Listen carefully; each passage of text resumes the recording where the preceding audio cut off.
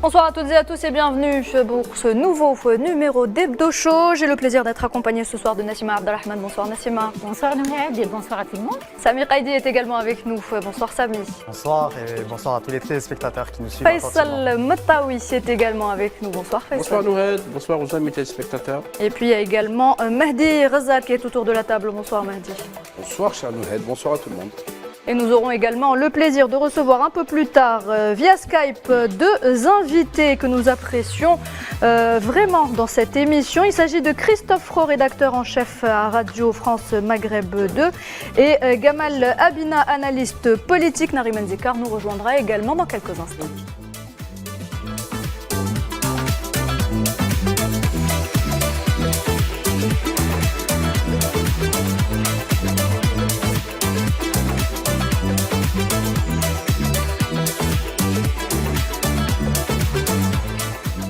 Au sommaire ce soir, ouverture cette semaine de l'année judiciaire 2024-2025. Dans son discours, le président de la République Abdelmadjid Tebboune a abordé les réformes portées par la Constitution 2020 et le parachèvement de la construction institutionnelle ainsi que la poursuite de la lutte contre la corruption. L'affaire Boualem Sansal continue de susciter de vives réactions de l'autre côté de la Méditerranée. Les voix de l'extrême droite et les défenseurs inconditionnels de l'entité génocidaire sioniste déversent leur haine contre l'Algérie, cible privilégiée des nostalgiques du colonialisme.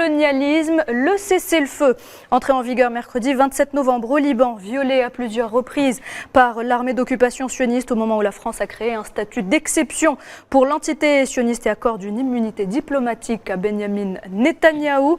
Et enfin, nous parlerons de la sortie en Algérie du film Dr Frantz Fanon du réalisateur Mouloud Zahzah, une œuvre magistrale qui retrace le parcours du célèbre psychiatre et militant anticolonialiste.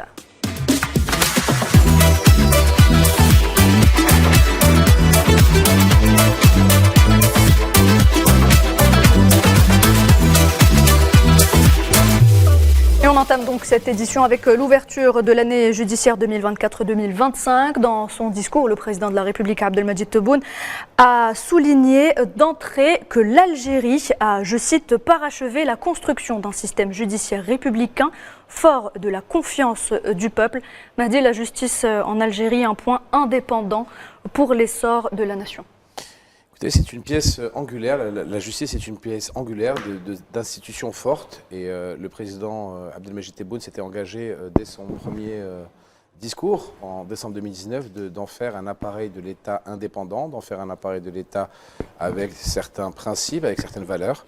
Nous avions l'habitude à une certaine période de la justice du téléphone. Le président Abdelmadjid Tebboune a aboli cette démarche de la justice du téléphone, cette pratique de la justice du téléphone. Les magistrats sont des magistrats indépendants qui se réfèrent qu'à un code, c'est au code pénal et au code civil.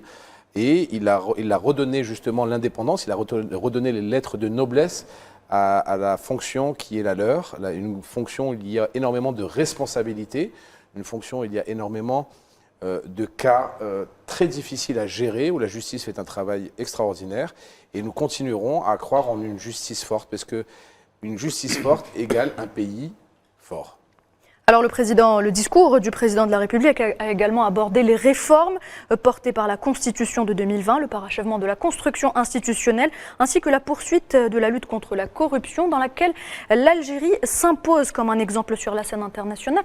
Faisal Matawi, c'est une nouvelle constitution, donc des réformes comme l'institution du tribunal constitutionnel, des garanties d'indépendance au pouvoir judiciaire ou encore la protection de l'argent public et des gestionnaires. Comment analyser, Faisal Matawi, ces nombreux pas faits par l'Algérie dans un secteur aussi névralgique que celui de la justice? Absolument, comme l'a souligné Mahdi, le secteur de la justice c'est un secteur important dans toute démocratie, dans tout pays qui est en phase de construction démocratique, parce que l'Algérie venait de loin, et Mahdi l'a rappelé, à un moment donné c'était effectivement la justice du téléphone, et le président Abdelmadjid Tebboune, à l'ouverture de l'année judiciaire, il a rappelé qu'à un moment donné, la Isaba, qui est la bande, donc le pouvoir ancien qui était là en Algérie avait fait pression sur les gestionnaires. Vous avez évoqué, et beaucoup de gestionnaires qui ont été mis en prison alors qu'ils sont innocents, tout simplement pour bloquer les entreprises et ouvrir la porte aux importateurs.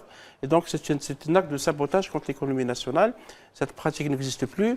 Et le président Tebboune a rappelé que la justice est là pour lutter contre la corruption qui a vécu un moment longtemps d'ailleurs, durant les 20 dernières années avec l'ancien président. Et vous savez qu'il y a beaucoup d'anciens ministres, d'anciens dirigeants d'entreprises et d'autres qui sont en prison parce qu'ils ont voulu profiter de l'argent public. Le président Tebboune, et ça c'est un point important de son discours, c'est qu'il a rassuré les gestionnaires. Il a appelé les gestionnaires à travailler, ils ont la protection de l'État et de la justice.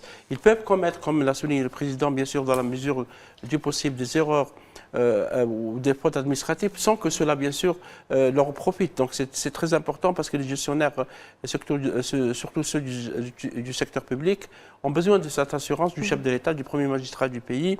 Et le président Tebboune a rappelé aussi, pour un peu lier son mandat, parce que c'est un mandat économique, comme il a lui-même souligné, il a rappelé la nécessité de stabiliser le cadre législatif, parce que souvent des investisseurs étrangers se plaignent de l'instabilité des textes de loi. Et là, le chef de l'État, il a rassuré sur ça, parce que c'est important pour les investisseurs d'avoir des lois qui sont stables, des textes qui sont clairs. En plus, bien sûr, des réformes qui ont été engagées, vous l'avez souligné, par rapport à la Cour constitutionnelle. On a vu son action lors des élections présidentielles du 7 septembre dernier, comment elle a agi rapidement et comment elle a mis fin à un début de polémique sur les élections présidentielles. Et donc cette ossature de justice permettra à l'économie de se construire. Et le président a eu le mot juste en disant que la justice est là pour protéger l'économie, pas pour la réprimer. On a compris que c'est des lignes directrices pour continuer l'œuvre de relance économique du pays à tous les plans. Et quand vous avez des textes clairs, que vous avez une justice qui agit rapidement et qui protège les gestionnaires, évidemment, les gens auront l'assurance de pouvoir travailler librement sans aucune contrainte. Très bien. Alors, sur un tout autre volet, le président Abdelmadjid Tebboune avait également appelé l'année dernière, depuis cette même tribune, à mener des actions pour stopper le génocide sioniste qui se déroule à Gaza et pour en finir avec l'impunité dont bénéficie Benyamin Netanyahou et ses autres ministres. Je vous propose justement d'écouter Abdelmadjid Tebboune. C'était donc l'année dernière à l'occasion de l'ouverture de l'année judiciaire 2023-2024.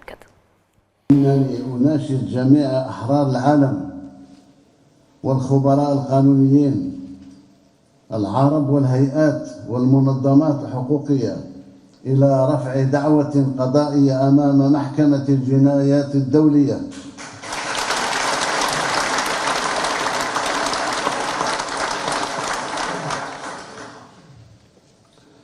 والمنظمات الدولية لحقوق الإنسان ضد الكيان الإسرائيلي، وهو السبيل الوحيد لإنهاء عقود من الإفلات من العقاب على الجرائم المرتكبة بحق الفلسطينيين، على اعتبار أن الملاحقة القضائية الدولية الفعالة تبقى الملاذ الوحيد لأشقاء الفلسطينيين لتحقيق العدالة الدولية واستعادة حقوقهم المشروعة في إقامة دولتهم المستقلة وعاصمتها القدس الشريف.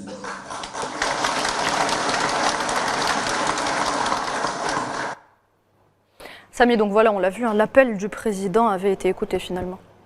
Oui, tout à fait. Donc, lors de l'ouverture de l'année judiciaire de l'année passée, le discours du président de la République n'était pas destiné uniquement à l'opinion publique nationale, mais également à l'opinion publique internationale, en appelant les hommes de loi et toute personne épris de justice à se lever et à poursuivre l'entité sioniste au niveau des juridictions internationales. Peu de temps après l'annonce du président de la République, Abdelmadjid Tebboune, en novembre 2023, un collectif de 300 avocats s'est rendu à La Haye pour porter plainte pour génocide et crimes de guerre et contre l'humanité contre les entités sionistes, moins d'un an, ou justement un an après, soit le 21 novembre 2024, des mandats d'arrêt internationaux ont été émis contre ces criminels de l'entité sioniste. À savoir Benyamin Netanyahou et Yoav Gallant. Et Gallant Yoav. Ministre de la Défense. Exactement, de cette entité Ministre de la guerre. sioniste. De la guerre. Enfin, de la guerre, exactement, de cette entité barbare et sauvage. Il faut dire aussi que lors du discours du président de la République qui s'est tenu excusez-moi, à la Cour suprême, exactement, le président Tebboune a dit que Dieu merci, l'appel de l'Algérie a été entendu et que ces criminels vont devoir payer et répondre de leurs actes devant ces juridictions. Et on écoute justement le président de la République. من هذا المكان المحترم وأكاد أن أقول مقدس قانونيا كان فيه نداء لكل النزهاء والشرفاء في العالم استغاثة للشعب الأعزل في غزة في فلسطين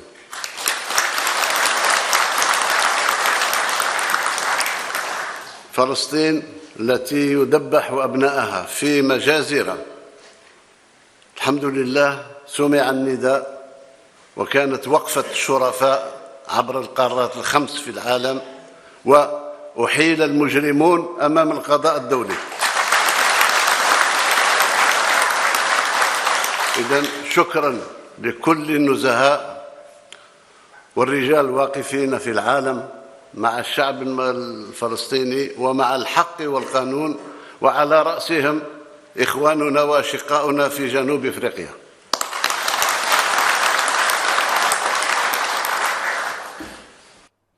Mahdi, c'était un discours lourd de sens. Lourd de sens, et moi j'ai un dicton, Klim Torsas, il l'a promis il y a un an jour pour jour. Après, ce qu'il avait promis, il l'a fait. Voilà ce que c'est un homme de parole. Le président de la République avait promis de s'occuper du génocidaire Netanyahou. Il a mis les moyens. Ce que les gens n'ont pas réussi à faire, ce que les plus grands de ce monde n'ont pas réussi à faire en 20 ans, il l'a fait en un an. Donc bravo à lui. Pour les détracteurs de l'Algérie, c'est une belle réponse. Une réponse par la Cour internationale, avec des voies juridiques, sous l'égide des Nations Unies.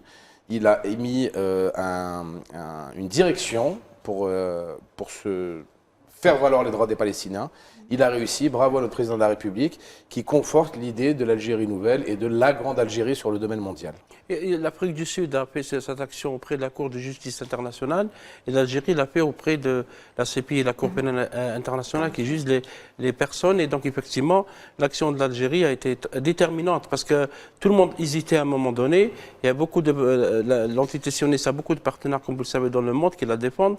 Et donc, il fallait qu'il y ait des pays comme l'Afrique du Sud et comme l'Algérie qui savent ce que ça veut dire le colonialisme, que ça veut dire les massacres coloniaux, que ça veut dire le pillage, le mensonge, etc. Et cette action, effectivement, est à mettre à l'actif du chef de l'État, Abdelmajid Tebboune, à l'actif de l'Algérie, qui a permis à la justice internationale de s'exprimer pour la première fois, parce que la CPI, la Cour pénale internationale, jugeait jusque-là que les chefs d'État africains. Comme si cette cour a été créée uniquement pour les Africains, là, c'est la première fois qu'il y a un chef de l'entité sioniste, Benyamin Netanyahou, et son ministre de la guerre, qui n'est plus ministre, Yoav Gallant, qui seront poursuivis. C'est une action historique, parce que là, je pense que la diplomatie algérienne, ce n'est pas une diplomatie de parole, c'est une diplomatie qui agit au niveau des instances internationales, au sein de l'ONU, mais également au niveau des Justement, Faisal, vous me tendez la perche pour parler d'Ahmed Attaf. Vous parlez de diplomatie algérienne. Nassima, on en revient à parler d'Ahmed Attaf, ministre d'État, ministre des Affaires étrangères de la communauté nationale à l'étranger et des Affaires africaines, qui a réussi à faire expulser la criminelle de guerre et ancienne ministre des Affaires étrangères de l'entité sioniste, Tzipi Livni, des travaux du 10e forum de l'Alliance des civilisations des Nations Unies qui s'est tenu au Portugal. Regardez-moi l'audace aussi de l'entité sioniste qui participe et qui aurait souhaité participer à un forum sur la civilisation et le dialogue.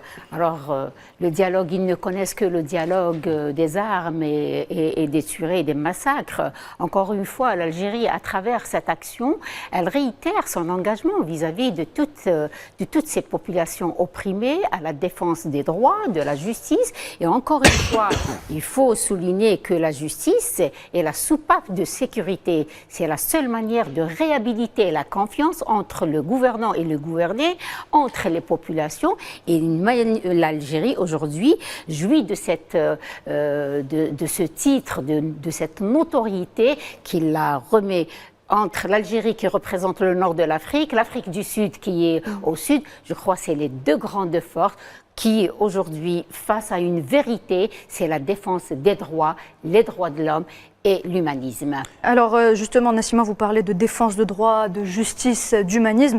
Nous tenons justement ce soir, mesdames et messieurs, à rendre hommage, un dernier hommage à un grand homme qui nous a donc quittés cette semaine. Il s'agit de maître Gilles Devers, avocat au barreau de Lyon et spécialiste du droit international. C'était un fervent défenseur des droits humains et un porte-voix de la cause palestinienne, mais aussi sahraoui, comme tout le monde le sait, et plus généralement du combat anticolonialiste. Gilles Devers, donc j'ai eu l'honneur de le recevoir à plusieurs reprises lors de nombreuses de mes émissions, et j'ai le souvenir, je garde le souvenir d'une voix courageuse, donc pour la justice et pour la paix.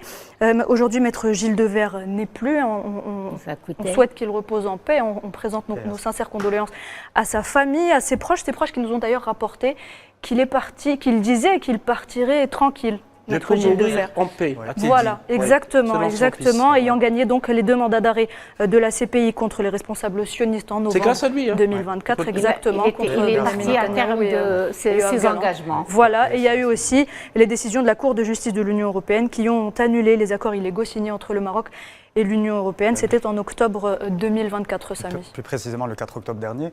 Et effectivement, paix à son âme, c'est le sommeil éternel d'un juste. Gilles Devers s'est battu malgré la maladie jusqu'au bout pour que justice soit faite. Vous avez eu un entretien avec lui à peine 2 jours avant son décès. 2 jours avant son décès, qui a paru le 22 octobre dernier sur le quotidien national El Moujahid. Et effectivement, j'ai ressenti là un homme qui, jusqu'au bout, avait la défense du peuple palestinien et du peuple sahraoui opprimé chevillé au corps. Pour Gilles Devers, le droit international était quelque chose d'imprescriptible et qui pèse encore aujourd'hui. Et justement, son action courageuse est un camouflet à tous ceux qui disaient que, in fine, le droit international n'existe plus et que c'est la loi du plus fort. Ben, effectivement, non. On s'aperçoit que son combat a porté ses fruits. Et a permis d'obtenir tout d'abord ce mandat international contre les criminels sionistes et aussi à défendre le droit du peuple sahraoui à l'autodétermination et à bénéficier aussi souverainement de ces ressources qui sont malheureusement aujourd'hui pillées par un régime non moins colonial qui est le régime marocain. Faisal, c'était un avocat français, un esprit libre, un militant. Oui, et nous, en tant que chaîne, donc Al24 News, on lui a rendu de nombreux hommages. Il y a eu plusieurs médias algériens qui lui ont rendu hommage. Contrairement à ce qui s'est fait du côté de l'Hexagone, où les médias n'en ont pratiquement pas parlé. C'est les médias, surtout de la gauche, qui en ont parlé parce qu'ils savent son combat. Je voulais seulement rappeler que le 9 novembre dernier, maître Gilles Devers avait pleuré devant la porte de la Cour pénale internationale. Pourquoi ? Parce qu'il y avait une avocate palestinienne qui lui disait « je ne peux pas venir pour participer à l'action de dépôt de plainte contre Netanyahou et son ministre de la Guerre parce qu'elle avait perdu toute sa famille à ça. » Donc effectivement, c'est un humaniste, un grand humaniste, un homme qui a défendu le cause juste et il voulait travailler durement pour un autre. J'espère que sa famille, parce qu'il y a son fils, je pense qu'il est avocat et il y a beaucoup de ses amis qui veulent continuer son action. Il voulait introduire une plainte auprès de la Cour pénale internationale pour défendre les prisonniers palestiniens. Il est le seul à dire qu'Israël laisse les prisonniers après leur mort purger leur peine. C'est-à-dire que les cadavres sont cachés dans le cimetière qui porte des numéros pour terminer, si vous voulez, leur peine. C'est le seul État ou entité qui le fait dans le monde. C'est du jamais vu dans l'histoire. Et lui, il a évoqué la torture, il a évoqué les très mauvaises conditions de détention des prisonniers palestiniens. Je pense que cette action va se poursuivre. Et ça agace beaucoup de milieux qui parlent des droits de l'homme, qui parlent de la justice, de l'équité, etc. et qui se taisent sur des crimes coloniaux. Il se trouve qu'il y a des hommes courageux en Occident qui osent dire la vérité et lever la voix pour le droit de l'humanité. Nassima parle de Tsepi Livni. Il faut noter que Tsepi Livni est une opérationnelle du Mossad. Elle a travaillé dans plusieurs pays et elle a participé à beaucoup de crimes, même si elle ne les a pas signés, mais elle était là pour les exécuter. Elle s'en est vantée aussi. Et très brièvement aussi, maître Gilles Devers, paix à son âme, m'avait confié quelques jours donc, avant son décès, que son prochain combat était réservé à El-Quds occupé. Et il faut dire qu'il a obtenu voilà, exactement. Il a obtenu une importante victoire sur le plan du droit international, c'est de faire reconnaître en 2009, de 2009 à 2021, la compétence de l'État de Palestine comme un État pleinement souverain sur Gaza, sur la Cisjordanie occupée et sur El-Quds, justement. Écoutez, un hommage appuyé à ce grand homme de la liberté, à ce grand humaniste. Moi, ce qui me fait mal au cœur, c'est que des gens comme ça n'ont jamais le prix Nobel de la paix. Alors que ce sont des personnes de cet acabit-là qui les mériteraient amplement. Donc un hommage appuyé, toutes mes condoléances à sa famille et à ses proches, parce qu'il a dévoué sa vie à la liberté. Il a dévoué sa vie à la liberté, il a dévoué sa vie à la protection des peuples opprimés, et c'est un homme qui se contentait de peu pour aider son prochain. Donc voilà, beaucoup de tristesse quand j'ai appris la nouvelle de son décès. Et puis j'espère que le combat continue, parce que de là-haut, il doit être très fier quand même de son parcours. Il a réussi quelques jours avant sa disparition, ce qu'il a toujours voulu, une condamnation unanime, et justement un mandat d'arrêt émis contre Benyamin Netanyahou. Donc voilà, grosse pensée à sa famille, à ses proches, et merci pour ce que vous avez fait, maître. Merci. En tous les cas, vous savez, les combats, quand ils émanent d'une grande conviction de lutter, de crier l'injustice, je crois que son combat ne partira pas comme ça, il ne mourra pas. Tant qu'il y a des gens, son entourage, ses enfants, Faisal vient d'évoquer que son fils, il est avocat, certainement, c'est lui qui va encore continuer à défendre la Palestine, il va continuer à défendre le Sahara occidental et toutes les populations opprimées à travers le monde, là où elles sont. Oui, son fils Manuel Devers, effectivement, a déclaré qu'il allait continuer le travail fait par son père, notamment concernant la défense des droits des prisonniers palestiniens. Donc, le combat continue. Oui, c'est un héritage de lutte. Il reprend le flambeau, si je puis dire. Tel père, tel fils. Voilà ce qu'on peut dire, tel père, tel fils. Et il faut rappeler, Noured, le ministère des Affaires étrangères algérien a rendu hommage quand même au maître Devers en disant que la scène juridique internationale perd un avocat hors pair qui a excellé dans la défense des causes de libération et d'émancipation devant les juridictions nationales et internationales, contribuant jusqu'au dernier jour de sa vie à la réalisation de plusieurs victoires juridiques historiques en faveur des causes palestiniennes et sahraouis. Donc c'est un hommage du ministère algérien des Affaires étrangères. Très bien. Samy, une question pour vous. Est-ce que Gilles Devers était le symbole du lien stratégique entre le combat du peuple sahraoui et celui du peuple palestinien? Oui, tout à fait. Pour la simple et bonne raison que Gilles Devers ne ratait jamais aucune occasion pour rappeler que les combats du peuple sahraoui et du peuple palestinien sont totalement liés par la simple et bonne raison que c'est un combat libérateur contre le même type d'oppression, qui est l'oppression coloniale. D'ailleurs, l'entité sioniste est le meilleur allié du régime marocain dans la région. Et effectivement, colon reconnaît colon. Et les peuples opprimés, c'est que par la conjugaison de l'ensemble des efforts entre eux qu'ils pourront se relever et mettre un terme à cette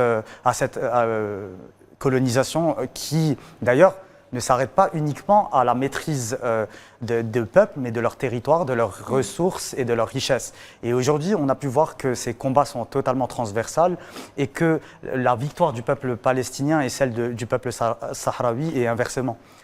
Très bien. Alors on rappelle aussi que se tient en ce moment même la conférence européenne de soutien et de solidarité avec le peuple sahraoui. Ça se tient au donc Portugal, également. Et pour revenir sur un point qui a été évoqué par rapport au fait que la diplomatie algérienne a réussi à expulser donc la criminelle de guerre Tzipi Livni, il est important de dire que l'Algérie a toujours pesé de tout son poids pour éviter toute infiltration sioniste dans les forats internationaux et sur le continent africain. Il faut rappeler qu'en 2022, c'est grâce aux efforts proactifs de l'Algérie que l'entité sioniste n'a pas obtenu un mandat ou un siège de pays observateurs au sein de l'Union africaine. C'est aussi grâce à l'Algérie que la Palestine a été reconnue par l'Assemblée générale des Nations Unies. Et c'est également grâce à l'Algérie que en 2023, une délégation sioniste a été chassée parce qu'elle a tenté de s'introduire lors du 36e sommet de l'Union africaine. Donc Alger est plus que jamais aux aguets et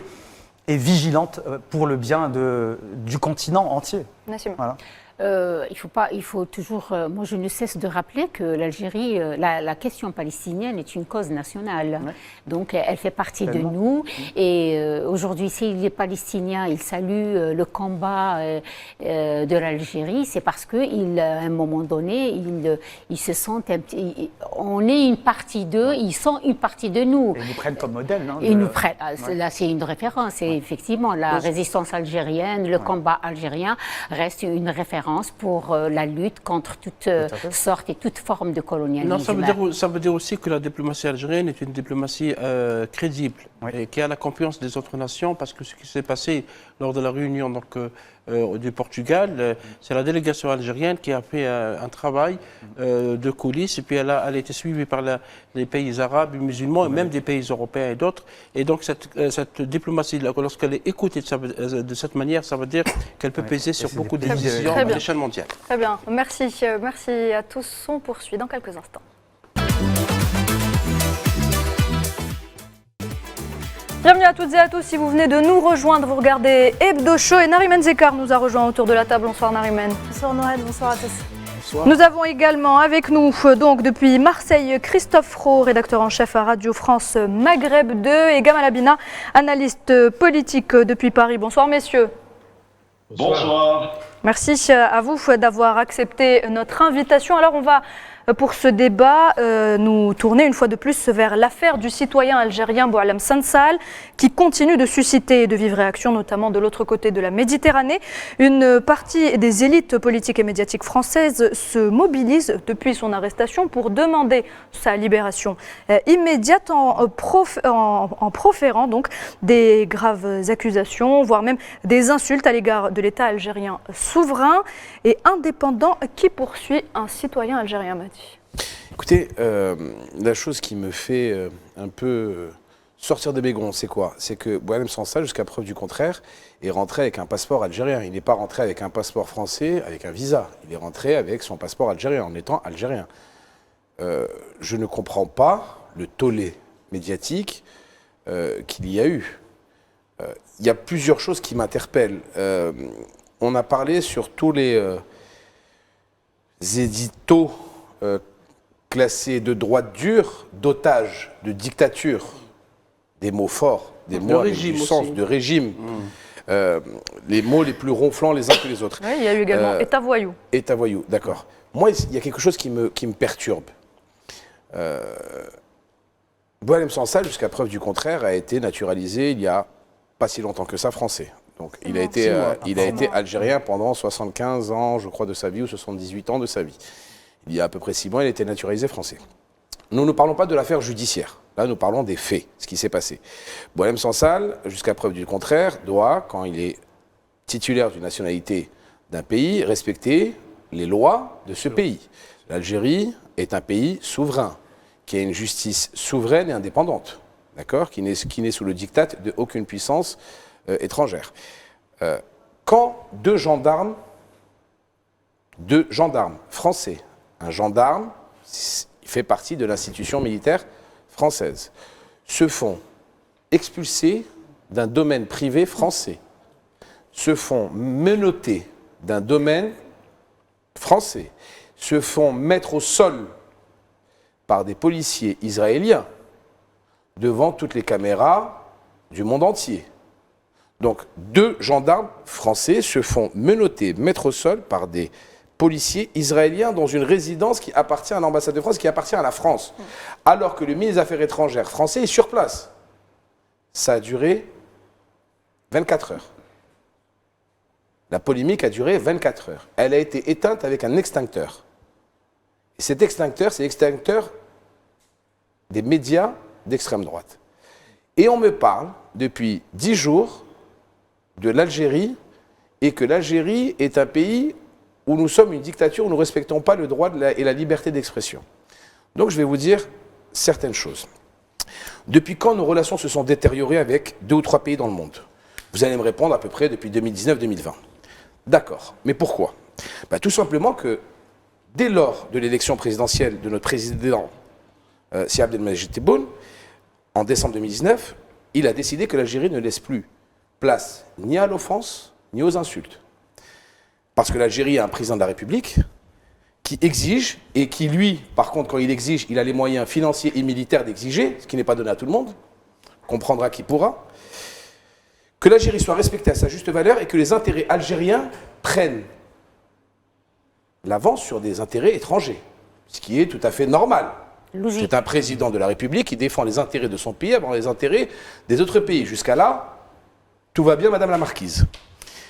Quand Donald Trump martèle « Make America Great Again », littéralement traduit par « rendre sa grandeur à l'Amérique », tous les partis d'extrême droite français sont à l'unisson pour applaudir Donald Trump en disant « c'est un mec génial, regardez, il défend son pays, d'abord les Américains, ensuite les autres, il n'y a pas de souci ». Moi, je veux faire un jeu avec vous. On change « Make America Great Again »,« Make Algeria Great Again ». C'est plus la même chose. Ah oui, ça va poser problème. Là, ça pose problème. Pourtant, je pense, jusqu'à preuve du contraire, que l'Algérie est un pays souverain comme les États-Unis d'Amérique. Oui, mais ils ont tendance à oublier, Mehdi, justement, que l'Algérie est un pays souverain. C'est ça. Moi, j'ai ma petite idée sur la question. Peut-être parce que l'Algérie, comme l'a si bien dit Robert Bourgi, l'ancien, on va dire, boîte noire de la France-Afrique, qui a fait un très beau livre où je vous conseille de le lire parce qu'il y a des choses quand même qui sont croustillantes sur la gestion diplomatique de certains pays européens, en l'occurrence l'ancien Quai d'Orsay. Un président, Robert Bourgi, dit que quand un président n'est pas intronisé par les salons feutrés des capitales européennes, eh ben vous avez toute la sphère médiatique qui est contre lui. Donc peut-être parce que nous avons aussi un président qui ne lâchera pas un centime de dinar ou un centimètre carré de sa souveraineté, de son pays. C'est peut-être pour ça qu'on est aussi honni. C'est peut-être pour ça qu'on est aussi détesté. Pas grave, mais au moins on est souverain. On a une chose qui est essentielle. On a un président qui lutte farouchement contre la corruption, contre l'oligarchie. On a un président qui sait que l'oligarchie a gangréné notre pays pendant les 10 dernières années. Il en a fait un cheval de bataille, de lutter contre cette oligarchie. Il en a fait un cheval de bataille, de lutter contre cette mafia politico-financière qui avait épuisé les ressources du pays. Parce que nous avons aussi un président qui souhaite rendre la place qui est la sienne à l'Algérie sur le monde méditerranéen, sur le monde africain et sur le monde arabe.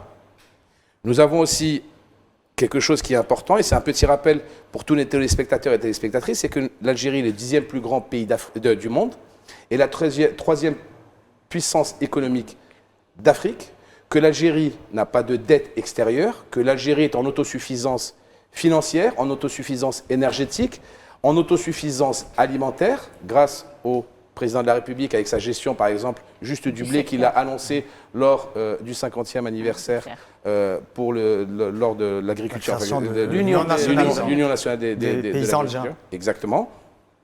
Nous avons, depuis des décennies, et contrairement à ce que rapportent certaines personnes qui se confondent dans le mensonge, et là je fais un grand salut au couple de télé, de réalité Zemmour, Sarah Knafo, l'Algérie n'a pas besoin des aides françaises ou européennes pour faire fonctionner son économie. La preuve, c'est que l'Algérie prête de l'argent au FMI pour que justement le FMI puisse le reverser sur d'autres pays qui en ont besoin. L'Algérie est le seul pays qui a annulé des centaines de millions de dollars de dettes à un bon nombre de pays africains par fraternité.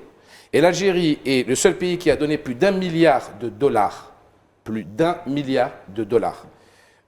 d'aide pour le développement de l'Afrique via l'Agence de coopération internationale.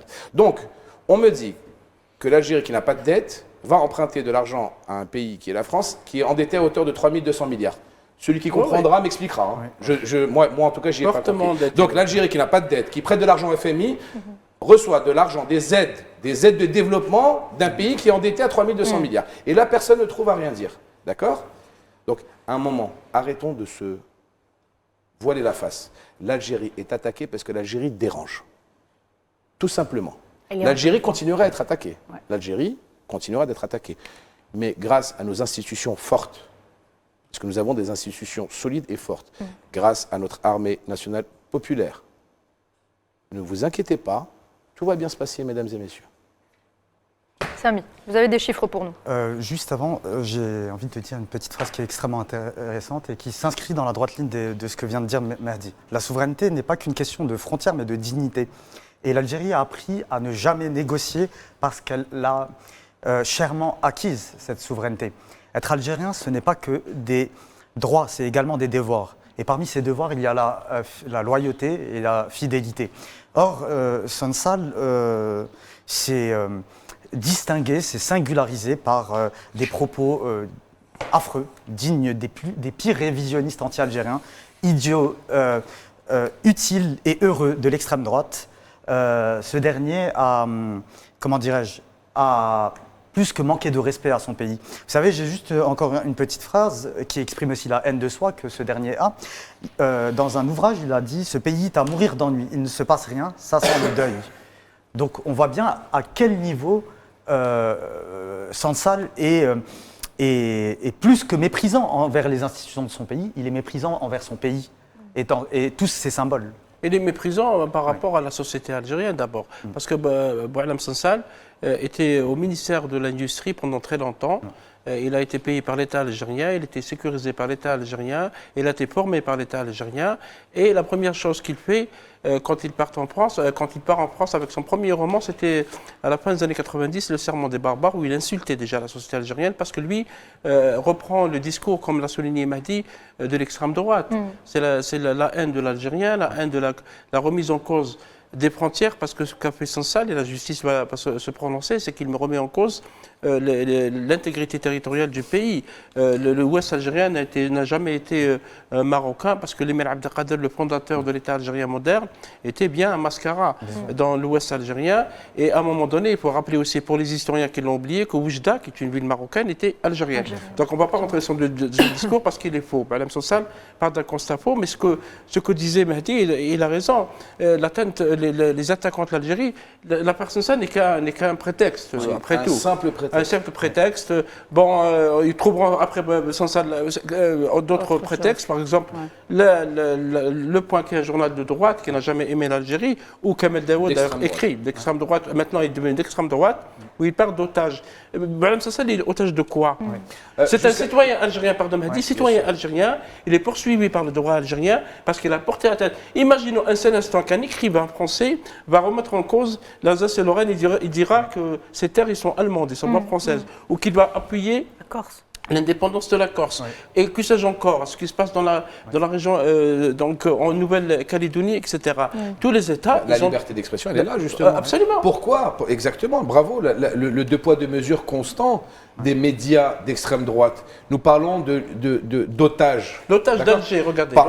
Voilà, l'otage d'Alger en première page du Point et de Libération et du Point également. Mais moi, il y a des choses qui me perturbe. Mathilde Panot, qui est députée La France Insoumise, qui sur France Info a créé un malaise en disant une phrase. Ok, Boualem Sansal, vous dites comme quoi c'est un otage, il n'y a pas de souci. Pourquoi nous ne parlons pas du président du FLNKS Kanak, qui est en détention à 17 000 km de chez lui? Pourquoi ne parlons pas de lui? Pourquoi nous ne parlons pas également de sa détention ou de la détention du Libanais Georges Brahim Abdallah, voilà, qui est en détention depuis 40 ans. Ou alors de l'écrivain Hervé Ryssen, qui devrait normalement être libérable depuis 1999. Donc ça fait plus de 40 ans. Non, ça fait depuis 1999, donc ça fait plus de 15 ans, 16 ans qu'il est potentiellement libérable. 26 ans, pardon. 9 demandes de liberté conditionnelle refusées. 9, ce qui est un record en France. Donc, je ne suis pas juge, personnellement, pour juger est-ce que Boualem Sansal mérite ou pas sa place en prison. C'est des textes de loi. Moi, je suis quelqu'un qui respecte la justice. Nous avons des procureurs, nous avons des juges où leur travail est de faire ça. Maintenant, il faut se poser la bonne question. Pourquoi cet abattage médiatique contre l'Algérie, d'accord, pour des affaires qui ne concernent quand même un Algérien, d'accord, parce que Boualem Sansal, jusqu'à preuve du contraire, est un Algérien, il a un passeport vert, mais pourquoi ne le faisons pas? Cette extrême droite ne se lève pas contre les prisonniers politiques qui sont à l'intérieur de leur geôle à eux. Ah justement, Mehdi, on va aller poser la question du Toute côté la question de est là. Paris. On va la poser à Gamal Abina, qui est donc avec nous depuis Paris. Gamal Abina, dans son dernier édito sur le magazine Le Point, particulièrement donc chargé de haine anti-algérienne, BHL, donc Bernard-Henri Lévy, personnage à la sinistre réputation, profère des propos inacceptables d'un point de vue éthique, voire diffamatoire. Il accuse entre autres la gauche de ne pas prendre la défense de Boualem Sansal. Il insulte beaucoup, disons-le clairement, dans son édito. Comment expliquer, Gamal Abina, toute cette mobilisation, toute cette haine autour de l'Algérie ? Vous savez, je vais commencer par le début. D'abord, il faut parler de la racaille d'extrême droite qui soutient Sansal, qui est une racaille d'extrême droite. Ça va 5 minutes. On ne va pas faire le cadeau à ce genre de personnage-là. Malheureusement, il y a des Algériens qui sont issus de l'Algérie, qui ont un penchant d'extrême droite. Je ne vais pas parler d'un sombre individu à Marseille qui est aussi d'extrême droite. On ne va pas faire de publicité à ces gens-là. Vous avez fait référence à Hervé Issel, on peut pousser le bouchon. Puis après, on va parler de ce sombre personnage qu'on appelle BHL. Il y a toujours des sobriquets sympathiques pour des gens méchants. BHL, DSK. On a toujours des réductions comme ça pour leur donner l'impression qu'ils sont marketables. Eh bien, simplement de dire que vous avez fait référence à Hervé Issel, qui a été condamné, effectivement, il est écroué. Des gens que j'aime pas du tout. Alain Soral, qui a pris 2 ans de prison et qui est en fuite en Suisse. On peut parler aussi dans l'histoire de Céline, qui a été en prison aussi après la guerre, parce qu'il a trahi son pays, la France, et qui a remis en question les frontières françaises, puisqu'il était d'accord avec le fait que l'Allemagne occupe, effectivement, c'est dit tout à l'heure, l'Alsace et la Lorraine, qu'on appelle Moselle aujourd'hui.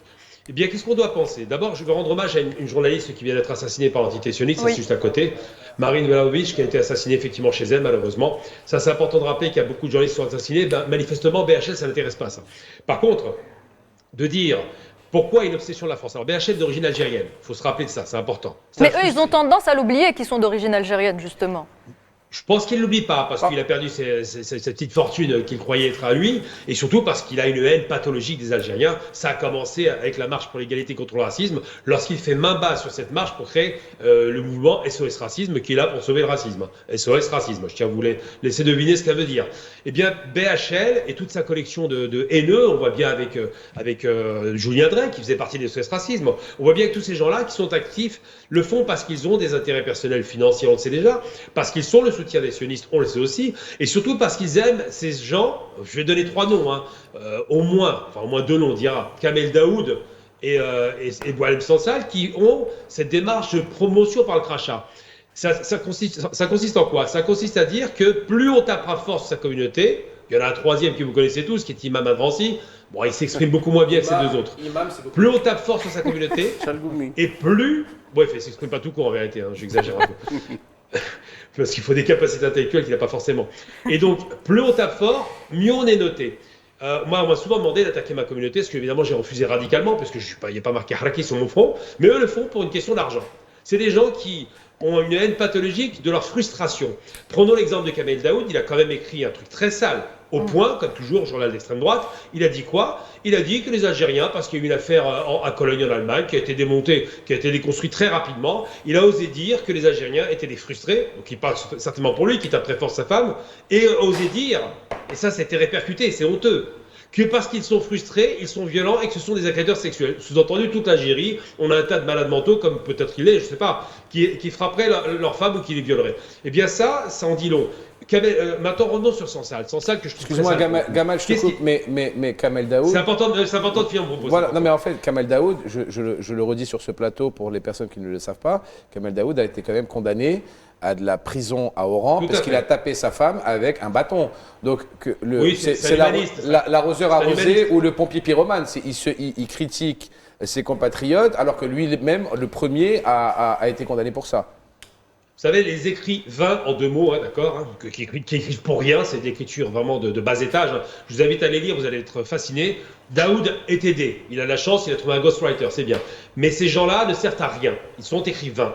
Et ce que je veux dire par rapport à ça, c'est que lorsque Sansal, depuis des années, insulte les Maghrébins de France, il a dit qu'il fallait détruire les mosquées en France. C'est ça le discours. Et cette fameuse sortie en vidéo, je l'ai entendue en direct, puisque le média en question s'appelle Frontières, qui est un média d'extrême droite, parce que Kamel Daoud, il a des copains comme Zemmour, on voit l'intellectuel du dimanche, là. Et bien, quand il va écrire dans ces médias d'extrême droite, il va satisfaire l'extrême droite dans sa haine de l'Algérie. Extrême droite qui a été nourrie effectivement par les anciens de l'Algérie française, par les anciens maurassiens, par les anciens, enfin je ne vais pas faire la liste de toute cette racaille. Et donc il va satisfaire la de l'Algérie et il va faire plaisir à ses maîtres. Et j'ose le mettre maître. Il y a le maître et l'esclave. Et lui, c'est l'esclave de la pensée des maîtres. Et donc, il faut faire très attention à ça. On doit être sans concession. Kamel Daoud a été interpellé, comme a été interpellé un autre franco-russe cette fois-ci, Pavel Durov, pour des raisons qui ne sont pas claires d'ailleurs, parce qu'il était interpellé, on se demande où est la liberté. L'Algérie a le droit d'interpeller qui elle veut parce que c'est un citoyen algérien. C'est pas parce qu'on lui a patiné le visage d'une carte française qu'il a acquise très récemment, d'ailleurs par naturalisation, ça en dit long, la naturalisation c'est des courants quand même qui sont un petit peu le racisme scientifique du XIXe siècle, on naturalise les gens, on leur donne une nouvelle nature. Et bien lorsqu'il a été naturalisé, on a cru qu'on le protégeait, c'était le sésame de protection. Bizarrement, ce système de protection n'était pas valable pour le franco-palestinien qui avait été arrêté par les sionistes et qui a été mis en prison. Là, ça ne fonctionne pas. On protège le français quand ça nous arrange. Enfin, le français, le faux français. Kamel Daoud est algérien, ne sera jamais français. Une naturalisation, ça ne veut rien dire. Et donc, je vais dire simplement par rapport à ça, c'est qu'il faut être très clair. Lorsque vous avez ce genre de guignols qui passent leur temps à vomir l'oreille de l'Algérie, qui a été faire son alia, il faut le dire, il était devant le mur des lamentations, qui a été faire, c'est des choses quand même graves, qui a été dit récemment, encore une fois, que l'Algérie c'était rien, parce que c'est ce qu'il dit. En expliquant que le Maroc, il croit n'avoir jamais été colonisé, ça aussi c'est une blague. Hein, oui, ça c'est Boualem Sansal qui le dit, Gamal Abina, c'est pas Kamel Daoud. Oui, Sansal, excusez-moi, c'est Sansal. Pas Kamel Daoud, voilà. À frontière. Pierre-Paul, vous savez, les Paul-Pierre, petits pays, c'est rien. Hein. Par contre, le Maroc, grande nation millénaire, encore une fois, il reprend ce mythe, il n'a jamais été colonisé. Il a juste été colonisé par les Portugais, par les Espagnols, par les Français, par les Anglais, mais enfin ça va, c'est jamais. Et donc quand il dit ça, il prétend que l'Algérie n'existait pas et que ça appartenait aux Marocains. Eh bien, il faut rappeler quand même que les frontières de l'époque, si ça appartenait aux Marocains, auraient dû, en vérité, je ne sais pas si vous me voyez, auraient dû en vérité être défendues par les Marocains. Ça n'a pas été le cas. Donc si les frontières n'ont pas été défendues par les Marocains, c'est que les Marocains n'étaient peut-être pas possédants de la terre. Bizarrement, les Merabkhader, Mascara va les défendre. Bizarrement, la plupart, le Bessaïd Hach par exemple, aussi est de l'Ouest algérien. Donc cette idée fausse qu'il a voulu vendre, c'est de dire quoi? De dire moi je suis le gentil toutou et je vais dire ce que vous entendez de moi. Je fais une caricature, excusez-moi, parce que j'ai beaucoup d'amis entiers, ça les ferait marrer. Mais simplement pour rigoler, c'est que en vérité, quand il dit ça, il fait montre d'abord d'une ignorance crasse, ensuite d'une honte de soi, et pour finir surtout, c'est quelqu'un qui se comporte comme, et ça a été dit par Malek Bendabi, j'ai entendu récemment, un harki de la pensée. Gamal, juste une chose, toi qui es un ancien de la maison CNews et tu as été... petit rappel comme ça. Petit rappel, tu as été congédié pour tes propos sur une chaîne algérienne de chez CNews, du groupe Bolloré. Philippe de Villiers aujourd'hui a demandé de prendre des mesures conservatoires contre l'Algérie, écoute bien, hein, en confisquant leur avoir en France. On parle de qui là? De Philippe de Villiers. Ouais. Monsieur Philippe de Villiers, des gens qui ont un caméra normalement. face à moi, s'il vous plaît. Monsieur Philippe de Villiers. Petite précision. C'est un message spécialement pour vous, Monsieur Philippe de Villiers. Depuis que le président Abdelmajid Tebboune a été élu président de la République en décembre 2019, l'Algérie demande continuellement aux autorités françaises la confiscation de tous les biens immobiliers de la SABA qui a acheté par millions et millions et millions d'euros des appartements et des maisons en France. Donc, Monsieur Philippe de Villiers, s'il vous plaît, portez votre demande tout en haut au château pour que votre demande soit acceptée. C'est tout ce que nous voulons, Monsieur Philippe de Villiers, parce que les honnêtes fonctionnaires algériens n'ont pas de biens en France. C'est la SABA qui remplissait le marché immobilier de Neuilly-sur-Seine du 7e arrondissement et du 8e arrondissement, monsieur Philippe de Villiers. Donc, au lieu de vouloir nous critiquer, venez nous aider. On a juste besoin de récupérer notre bien. Merci, monsieur Philippe de Villiers. Très bien, alors on va... Monsieur de Villiers, juste un instant, monsieur de Villiers, c'est le propriétaire du Puy du Dingue, donc ça vous dit beaucoup de choses. Hein. Très bien, on va aller maintenant du côté de Marseille où on retrouve Christophe Fro. Christophe Fro, après une campagne de presse disproportionnée, est-ce qu'on peut qualifier aujourd'hui Boualem Sansal d'avatar de l'extrême droite et de l'entité sioniste sous couvert de la défense des grands principes? En tout cas, ça y ressemble, mais juste pour une petite précision, et par rapport à ce que vient de dire Mehdi, qui est très intéressant, sur le fait que, et pour répondre à Philippe de Villiers, l'Algérie a annoncé, si je dis pas de bêtises, il y a peu, avoir récupéré 54 biens à travers le monde, dont 34 visiblement rien qu'en France. Rien qu'en France. En soi, une première réponse, rien qu'en France. Donc c'est déjà en soi une première réponse à apporter à Philippe de Villiers. Vous voyez que même lui, il est entendu. Pour ce qui est de Boualem Sansal, je crois que effectivement vous avez tous fait autour du plateau le constat que je partage. Mais moi je dirais une chose toute simple et toute claire. C'est que Boualem Sansal, en fait, aujourd'hui, ceux qui le supportent sont des nostalgiques de l'Algérie française. C'est ça. Mettez-vous bien ça dans la tête. En France, nous avons encore énormément de gens au sein du pouvoir médiatique et politique qui sont encore restés avant 1962, pensant que l'Algérie est encore à eux et qui peuvent faire ce qu'ils veulent. Alors c'est vrai qu'il fut un temps, on disait souvent, il y a 10-15 ans, que la France faisait un peu ce qu'elle voulait en Algérie. Aujourd'hui, force est de constater, j'aimerais bien entendre tous ceux qui disaient à l'époque, oui, la France, par exemple, quand un président a besoin de se présenter à une élection, il vient faire un tour en France. On attend toujours Tebboune pour qu'il vienne valider son élection en France. Donc aujourd'hui, soyons sérieux, faisons le constat tout clair, il est simple. Aujourd'hui, nous avons simplement des gens qui sont restés d'avant 1962, qui sont encore dans leur tête comme des colons et qui se comportent comme tels.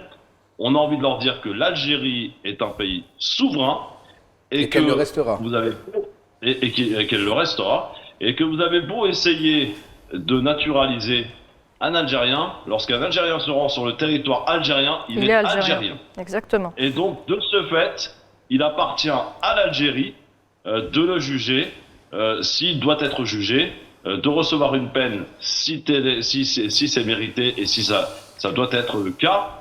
Ça ne regarde en aucun cas les autres pays et en particulier la France.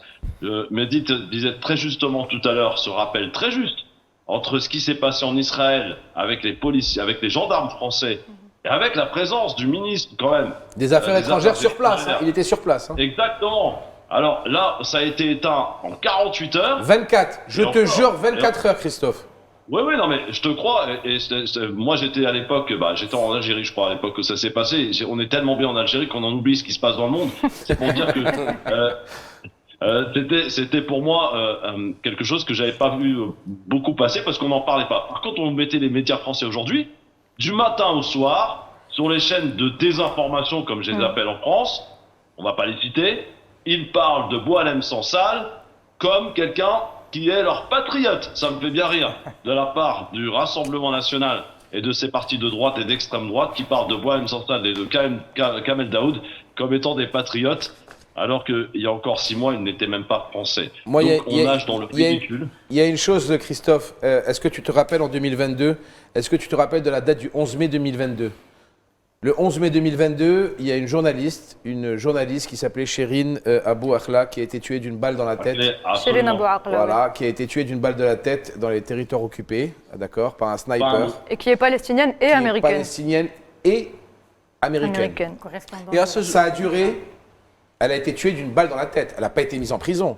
Christophe, elle a été liquidée. Et alors qu'elle portait un gilet estampillé presse. Alors qu'elle portait un gilet de presse, exactement. Ça a duré combien de temps en France ? Ça a duré combien de temps en France ? Est-ce qu'on a vu des bandeaux sur les mairies ? Est-ce qu'on a vu des livres d'or qui ont été faits pour elle ? Est-ce qu'on a vu des éditos ? Est-ce qu'on a vu le point qui fasse en grand otage ? Ou est-ce qu'on a vu sur des journaux où il y avait écrit assassin ? Je suis Jamais. Jamais. Pourquoi ce 2 poids 2 mesures, Christophe ? Moi, c'est la seule chose qui m'écœure. Est-ce que la vie d'un Palestinien est moins importante, ou d'une Palestinienne en l'occurrence, qui a été assassinée, est moins importante que la vie de Boualem Sansal qui a été juste entre guillemets, je tiens à préciser, mis en prison. Pourquoi l'abattage médiatique sur tous les journaux d'extrême droite, toutes les chaînes de radio et de télévision d'extrême droite en continu parlent de Boualem Sansal et en font un martyr vivant, alors qu'une martyre qui est véritablement morte, assassinée, ça a duré 24 et 48 heures. Et on rappelle... Voilà ce qui me fait mal au cœur. C'est ce 2 poids 2 mesures. Christophe, je vais vous redonner la parole dans quelques instants. Christophe, le temps d'aller en pub. Je rappelle tout juste qu'à Gaza, il y a le plus grand nombre de journalistes assassinés. 145 à ce jour, caméraman, photographe et bien sûr aucun Très bien. Un crime de guerre donc caractérisé. C'est un crime de guerre contre la presse. On continue d'en parler dans quelques instants.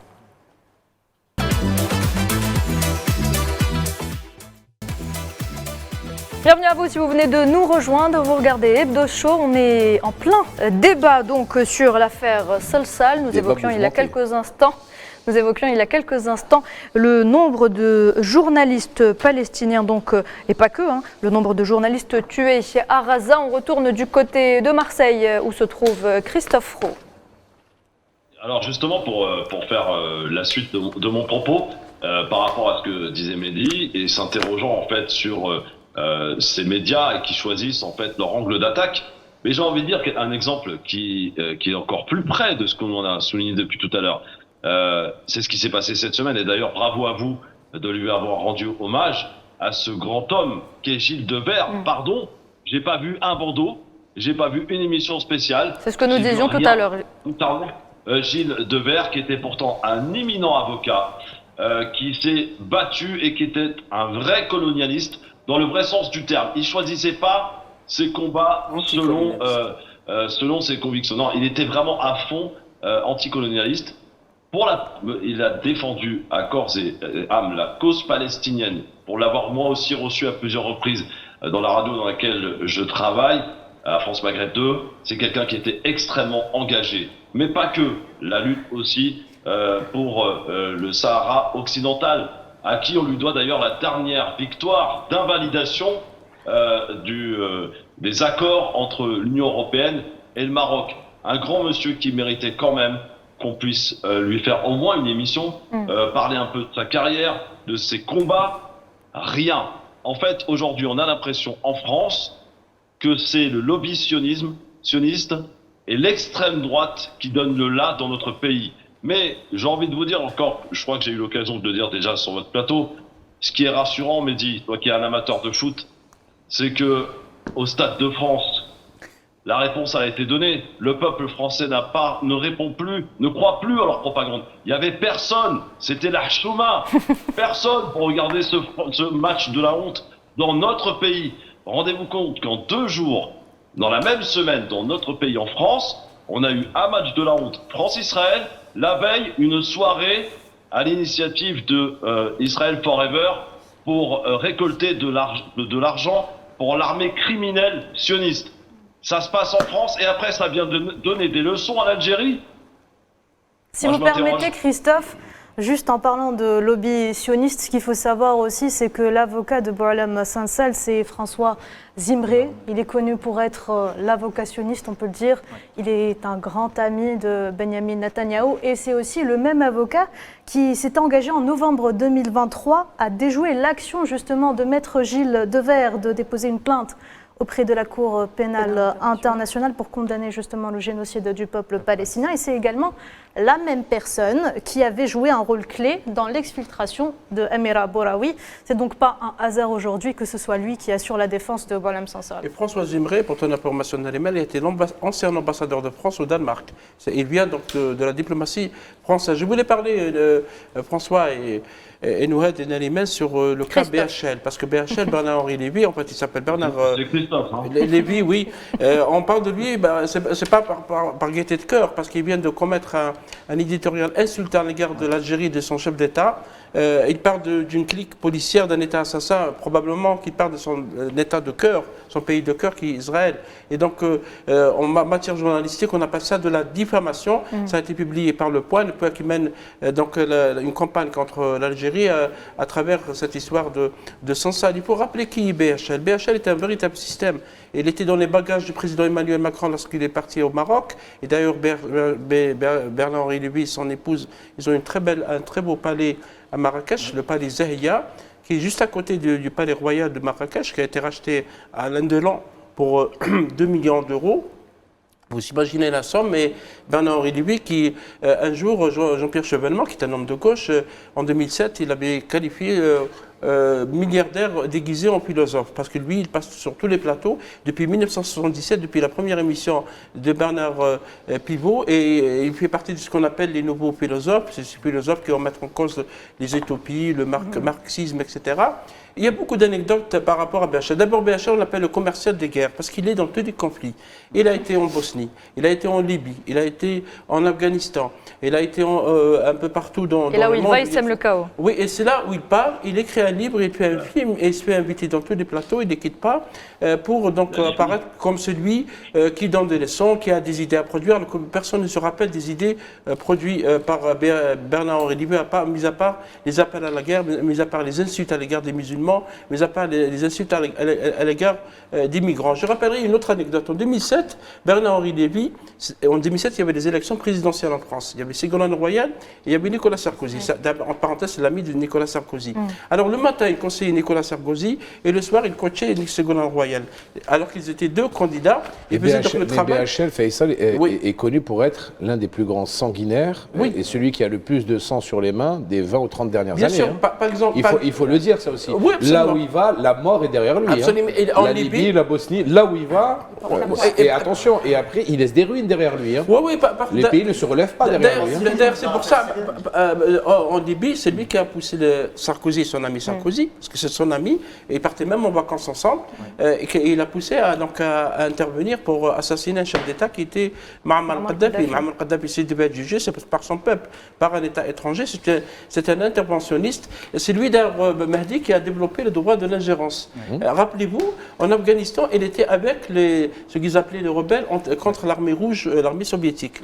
20 ans après, il est devenu contre eux en plaidant pour une intervention américaine en Afghanistan qui a fait 45 000 morts parmi les civils, 70 000 policiers et militaires afghans et plus de 2400 soldats américains et plus de 2200 milliards de dollars pour le trésor américain. C'est la guerre la plus coûteuse pour les États-Unis et lui, bien entendu, Bernard-Henri Lévy l'avait soutenu. Donc effectivement, comme l'a dit Mahdi, c'est quelqu'un qui, là où il y a la guerre, où il y a le conflit, éventuellement, actuellement il essaie de travailler sur l'Ukraine parce que ça l'arrange. Et si on enlève la guerre, les conflits, la mort, le sang à Bernard-Henri Lévy, il ne reste rien. Juste un point, excuse-moi Nassima, BHL, il faut savoir aussi qu'il a été épinglé par un rapport de la Commission des affaires culturelles et de l'éducation de l'Assemblée nationale sur sa fonction. BHL est quand même membre du conseil d'administration d'Arte France. Depuis 30 ans. Conflit d'intérêts. Depuis 30 ans, avec un conflit d'intérêts, et qu'il a bénéficié de 750 000 € de financement de la chaîne pour ses films qui n'ont jamais trouvé un quelconque public. D'accord ? Donc en plus d'avoir un financement pour ses films, que personne ne regarde, en plus de ça, il a un salaire en tant que membre du conseil d'administration. Et son mandat est terminé. Depuis 31 ans. Oui. Mahdi, son mandat est terminé. Posez-vous les bonnes questions. Et Arte, qui est une chaîne franco-allemande, a changé la loi pour lui permettre de rester. Il est aussi au conseil de surveillance du Monde. Il est chef d'entreprise. Il est éditeur chez Grasset. Et d'ailleurs, tous ses livres sont publiés chez Grasset. Et il avait, au niveau de cet éditeur, qui est aussi parmi les privilégiés de l'espace éditorial français avec Gallimard, avec Le Seuil, il choisissait qui pouvait pousser, qui pouvait encourager, qui pouvait bloquer. Il a bloqué beaucoup d'écrivains. De toutes les manières, Faisal, il faut reconnaître une chose, c'est que cette avalanche qui se bat sur l'Algérie, elle n'est pas innocente, elle n'est pas gratuite. Évidemment. Parce que l'Algérie est un pays, l'Algérie qui dérange, l'Algérie recèle des richesses, l'Algérie est en bonne voie. La France n'arrive pas encore à faire le deuil sur la perte de l'Algérie. Il faut les comprendre. Aujourd'hui, le meilleur moyen, c'est d'utiliser, moi j'appellerais les harkis contemporains. Les nouveaux harkis. Qui sont, moi, le terme exact, c'est les harkis contemporains, qui sont Daoud, Sansal et peut-être d'autres aussi, dont on ignore encore les noms. La France, maintenant, aujourd'hui, a été démasquée par ses intentions de déstabilisation, de dérangement. Là, c'est encore une preuve tangible que l'Algérie avance dans sa politique économique, dans sa politique d'armée, dans sa politique de gérer la société et sociale. Je crois que pour ça, il faut qu'il y ait de la vigilance de la part du peuple algérien et il me semble que le peuple algérien est bien conscient de tous ces dangers qui nous guettent. Tout à fait. Alors, par rapport à BHL, il faut rappeler aussi que durant les années 1990, il avait été accusé dans l'affaire Botul de bidonnage et de plagiat également. En 2011, un ouvrage qui a été publié par Pascal Boniface, du nom des intellectuels faussaires, avait classé BHL dans la catégorie des seigneurs et maîtres des faussaires. Et il faut dire que Bernard-Henri Lévy a toujours été animé par son soutien inconditionnel de l'antisioniste, de la destruction du monde arabo-musulman et de toutes les puissances qui ne se soumettent pas à cet axe occidentaliste et finalement impérialo-sioniste. Et vu que ces personnes se reconnaissent entre eux, il faut rappeler aussi que l'inénarrable Boualem Sansal est également connu pour une affaire de plagiat dans son ouvrage de 1084 où il aurait plagié ou assigné l'Araj. Donc les écrits de... Qui avait un livre qui portait le même titre. Exactement. Et d'ailleurs, il faut dire aussi que les écrits de Boualem Sansal sont connus pour être truffés de contre-vérités, pleins de mensonges et des propos même du journaliste français engagé Jacques-Marie Bourget. C'est un néocolonisé, donc en parlant de Boualem Sansal, il le qualifie de néocolonisé et d'auteur médiocre au contenu affreux. Et de son côté, Rachid Boujedra les avait qualifiés de contrebandiers de l'histoire Faisal Matawi. Après les graves révélations qui ont été faites donc, sur les conditions d'écriture de Kamel Daoud de son roman prix Goncourt, donc Ouri, qui a honteusement exploité le récit dramatique de Saada Arban, et donc victime du terrorisme, les poursuites intentées contre lui. Est-ce que on peut dire aujourd'hui, Faisal, que le camp des agents d'influence révisionnistes a pris un sacré coup? Oui, il a pris un sacré coup parce que l'affaire Boualem Sansal, on a tenté, en faisant tout ce tapage, peut-être pour répondre aussi partiellement à Mahdi, ce tapage aussi visé à notre objectif, c'est de cacher l'affaire Kamel Daoud. Oui. Parce que je sais qu'il y a beaucoup de journalistes français qui, plus ou moins honnêtes, qui s'interrogent aussi sur cette affaire, et essaient d'enquêter, essaient d'avoir de l'information. Et que fait Kamel Daoud? Il publie dans le point où Bernard-Henri Lévy a insulté l'Algérie, son président. Kamel Daoud écrit un éditorial, un non-texte, où il dit pourquoi l'Algérie déteste tant ses écrivains. Est-ce que l'Algérie déteste ses écrivains? Et dans ce texte, apparemment, si on le lit bien, parce qu'il écrit « j'écris, cela me coûte cher, je ne me sens plus incapable de payer la facture, etc. etc. » Cette fois-ci, écrire coûte à l'amour de ma vie, femme, à mes enfants, à mon corps, à mon sommeil, à ma nourriture, à mes bras, etc. Donc les filles, dans la littérature réelle, parce que vous aurez remarqué, Mahdi et Sami, que tout le débat... Je termine. Non, je te laisse terminer. Oui. Si l'Algérie détestait ses écrivains, alors, c'est pas chaque année. Pourquoi chaque année elle organise la foire du livre? Non, pas uniquement la foire du livre. L'Algérie a nommé Kamel Yasmina Khadra, directeur de l'Institut culturel français à Paris en 2008. L'Algérie a nommé Amin Zawi, qui est un écrivain aussi, comme Yasmina Khadra, directeur de la Bibliothèque nationale algérienne. Et elle a nommé aussi Tahar Ouattar, qui est un grand écrivain arabophone, qui a été directeur de la radio algérienne. L'Algérie ne déteste pas les écrivains. Ce qui est en train de nous dire Kamel Daoud Nouhed, c'est que je suis le seul écrivain, moi et Boualem Sansal, parce que nous sommes allés en France et qu'on écrit en toute liberté, comme si les débuts de Kamel Daoud étaient en Algérie. Ses deux premiers romans, Mœurs 34 et Zabour, étaient publiés en Algérie. Ses chroniques ont été publiées en Algérie. Et contrairement à ce que raconte la presse française, les livres de Boualem Sansal n'ont jamais été interdits en Algérie. Il disait n'importe quoi sur le pouvoir algérien, sur la société algérienne, sur l'islam, sur la langue arabe, sur l'histoire algérienne. Sur l'armée de libération nationale aussi, hein, dans le village de l'Allemand. Le village de l'Allemand, où il fait un parallèle honteux entre l'armée de libération nationale, notre glorieuse armée de libération nationale, et le régime nazi, pour dire voilà, ils travaillent ensemble pour plaire à ceux, parce qu'il est parti en 2012 se lamenter devant le mur des lamentations. Donc tout ce discours, effectivement, entre dans le cadre d'un révisionnisme. Le révisionnisme, c'est quoi? C'est de parler d'un décennie noire. Et Kamel Daoud est en train de mentir parce qu'elle a dit je suis le premier à écrire sur la décennie noire, alors qu'il y a des dizaines et des dizaines de romans, de films, de documentaires publiés en Algérie sans être censurés qui ont abordé cette question. Donc pour l'extrême droite française qui est en train de fabriquer des idées en disant voilà, ne parlez pas de la guerre de libération nationale, ne parlez pas des crimes coloniaux, des massacres coloniaux. La France à ce jour n'a jamais reconnu ces crimes coloniaux de 132 ans. Parlez plutôt de la décennie noire parce qu'après tout c'était entre vous, alors que la colonisation française c'était des soldats français. Et Kamel Daoud est un élément utilisé dans cette propagande avec C'est pour ça que je n'ose pas utiliser le terme devant les téléspectateurs. C'est pour ça que ça les agace qu'on mette Mme Sassal en prison parce qu'il a remis en cause les frontières de l'Algérie, la souveraineté de l'Algérie, son indépendance et son histoire. Il a un agenda respecté. Et ils ont des agendas, ils ont une ligne de. C'est pour ça qu'ils utilisent le terme otage, dictature, régime. Ils ont une allégeance, disons-le clairement, ils ont une allégeance au colonialisme sioniste. Oui, mais plus que ça, il y a une partie des pays occidentaux qui aujourd'hui n'arrivent pas à se défaire de cette vision coloniale, et d'ailleurs les post-colonial studies ou études post-coloniales travaillent en profondeur sur cette thématique-là.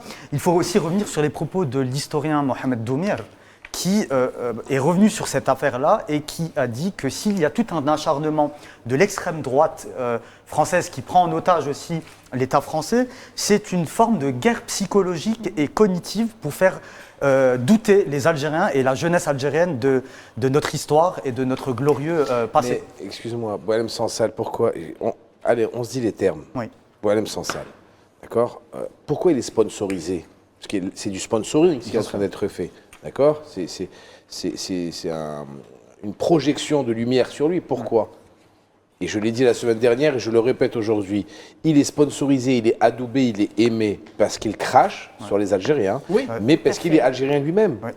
C'est plus facile pour eux de le justifier vu qu'un arabe critique les arabes, un arabe critique l'islam, un arabe critique... Et ben pour eux c'est plus crédible, c'est plus vendeur, c'est plus agréable à entendre. Ils vont pas dire ah non regarde c'est des fachos. Il peut pas être facho parce qu'il est de chez nous. Mais excuse-moi, moi il y a une chose qui me sidère. Qui se souvient ici de l'affaire Youssef Attal, notre joueur de l'équipe nationale, qui a été condamné, excusez-moi messieurs, dames, qui est parti en garde à vue, ils ont perquisitionné chez lui, joueur de football. À l'OGC Nice. Le mec, c'est pas un écrivain, c'est pas un philosophe, c'est un joueur de football. Pas parce qu'il a écrit quelque chose sur ses réseaux sociaux. Il a juste partagé un post qu'il n'avait pas lu jusqu'à la fin. Donc que le post soit peut-être... qui peut prêter à confusion, je ne sais pas, parce que je ne connais pas le poste en question, mais il a partagé un post sur son profil Instagram. Youssef Attal a été perquisitionné, mis en garde à vue pendant plus de 48 à 72 heures, je crois, et il a été condamné, joueur de football, pour avoir partagé un post, pas pour avoir écrit un post, pour l'avoir partagé uniquement. Il a été condamné à 8 mois de prison avec sursis en France. Mais là, je n'ai pas entendu Kamel Daoud et Boualem Sansal s'offusquer du manque de liberté d'expression. On va retourner vers Gamal Abina du côté de Paris. Gamal Abina, il y a une certaine criminalisation du soutien à la cause palestinienne. Il y a eu également cette affaire qui est sortie il n'y a pas si longtemps où DJ Snake nous dit qu'il a été contacté pour qu'il efface toutes ses postes en soutien à la Palestine. Il a été contacté par l'Élysée. Alors lui, étant donné qu'il ramène beaucoup d'argent, on ne lui fait pas la même chose qu'à Youssef Attal. Surtout qu'il est indépendant parce qu'il a fait sa fortune aux États-Unis, donc c'est pas le même rapport. Mais oui, j'ai envie de dire simplement, effectivement, que le terrorisme intellectuel qui a été fait par une loi scélérate, en l'occurrence, la loi qui dit que vous faites de l'apologie du terrorisme, donc on peut aller très loin dans ce genre d'interprétation, a conduit pas mal de personnes à être évidemment en garde à vue. Ça s'appelle des procédures Bayon. Le but, c'est de faire en sorte de faire taire les personnes qui ne sont pas d'accord avec l'expression colonialiste. Alors, j'ai envie de revenir sur l'idée de BHL, ne grossissez pas le personnage. C'est un pauvre type, c'est un clown triste en l'occurrence, qui est très utile à l'impérialisme occidental pour pouvoir légitimer l'action contre les Somaliens, les Libanais, les Syriens, les Libyens surtout. Mais BHL n'a pas un rôle aussi important. Il est nécessaire pour que d'autres agissent. Il ne faut jamais oublier que le sionisme est né en Occident, il n'est pas né ailleurs. C'est pas né dans les camps de concentration allemands, c'est pas du tout ça. C'est né en Occident, entre la France et l'Angleterre. Et donc, effectivement, l'impérialisme occidental a besoin de ce genre de clown pour pouvoir faire pression. Et il se trouve que des méthodes ils ont tordu la loi. Je veux dire, la loi de 2014, voulue par qui? Voulue par les socialistes, est une loi qui est destinée effectivement à faire taire l'opposition par rapport à la guerre. Pourquoi? Parce qu'avant 2014, vous aviez pour le conflit de 2006, de 2008, 2012, des centaines de milliers de pro-palestiniens qui étaient dans les rues à Paris, avec des slogans extrêmement clair par rapport à la décolonisation de la Palestine. Et ça a dérangé le pouvoir socialiste qui n'a pas su interdire. Ils ont essayé de faire interdire des manifestations. On se souvient de la grande bataille j'y étais d'ailleurs. On était à Barbès où c'était une bataille rangée où les images qui sont sorties sont les images de Palestiniens qui se battaient avec des kéfiers. C'est ça qu'on a vu à Paris. Et donc tout ça, pour éviter ça, ils ont initié ce mouvement comme ça d'action politique, d'action judiciaire, sous de faux prétextes, avec vraiment un éventail très large d'interprétations qui font que n'importe qui va poster ou retweeter, c'est un retweet qui avait été fait de la part du Youssef Attal, un soutien à la Palestine qui serait interprété comme étant une forme d'apologie du terrorisme, finit en prison. C'est une loi qui a été contestée par LFI, effectivement. C'est une loi scélérate, c'est une privation de liberté. Aux États-Unis, ça n'existe pas parce que la liberté est totale. En France, on cadenasse la liberté pour être certain d'empêcher le soutien aux Palestiniens. Mais c'est difficile aujourd'hui de cadenasser parce qu'évidemment, c'est tellement monstrueux les crimes produits en Palestine, tellement d'assassinats par jour, une barbarie sans nom et surtout, c'est l'extrême droite qui est à la manœuvre. En France comme en Palestine. Très bien. Nassima, ce 2 poids 2 mesures, on en parle toujours. Donc malgré le mandat d'arrêt international qui a été émis contre le Premier ministre sioniste Benjamin Netanyahou et son ex-ministre de la Guerre Yoav Gallant, donc la France a choisi d'accorder une immunité diplomatique. C'est un statut d'exception que la France accorde donc à ce sanguinaire qu'est Netanyahou. C'est toute la légitimité morale de la France qui est remise en cause. Tout à fait. C'est le seul pays à le faire. Hein. C'est le seul pays à le faire, alors que c'est parmi les premiers signataires de la CPI. Écoutez, le premier émissaire qui était Le Drian, qui a été dépêché au Liban pour négocier un éventuel cessez-le-feu et qui n'avait pas marché, bien sûr, parce que l'entité sioniste Netanyahou ne fonctionne et ne dialogue qu'avec l'administration américaine, notamment l'administration Biden, alors que par la suite, c'est Hochstein qui a pris le relais, officiellement dépêché dans cette région. D'ailleurs, les négociations avaient bien fonctionné avec je parle de la partie libanaise. Et quand il s'est rendu à Tel Aviv, Netanyahou, il avait il a émis des réserves. Donc, il est reparti Hochstein sans avoir obtenu un éventuel cessez-le-feu. Par contre, je rajouterais juste quelque chose, que les Français, finalement, n'ont pas joué ce grand rôle dans cet arrêt de guerre ou ce cessez-le-feu. Le mérite revient, bien sûr, aux États-Unis, à l'administration américaine. Alors, Nariman, la France qui perd également en toute crédibilité auprès des peuples, notamment en Afrique. La France de plus en plus rejetée par la région sahélienne. Les autorités tchadiennes ont mis fin aux accords de coopération, de sécurité et de défense avec la France. C'était hier jeudi. Oui, mais il faut savoir aussi que c'était hier. Non, c'était hier vendredi.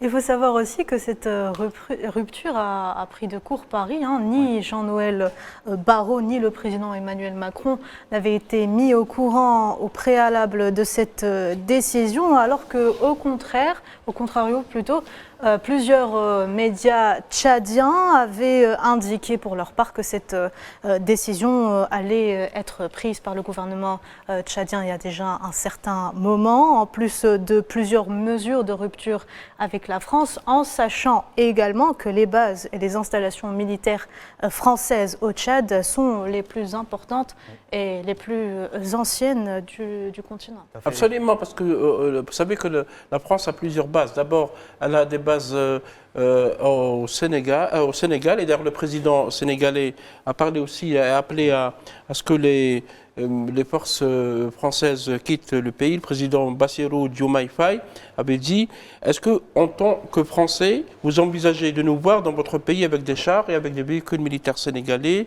La France a esclavagisé, a colonisé et est restée.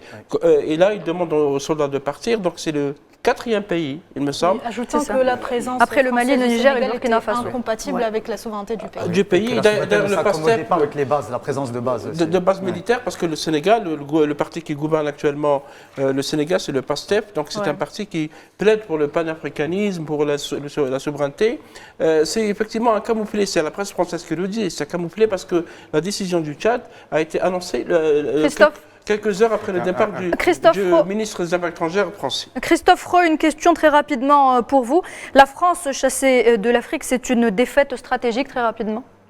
Alors, la question est toute simple aujourd'hui. Quand on est malade, on va voir qui? On va voir un garagiste ou un médecin?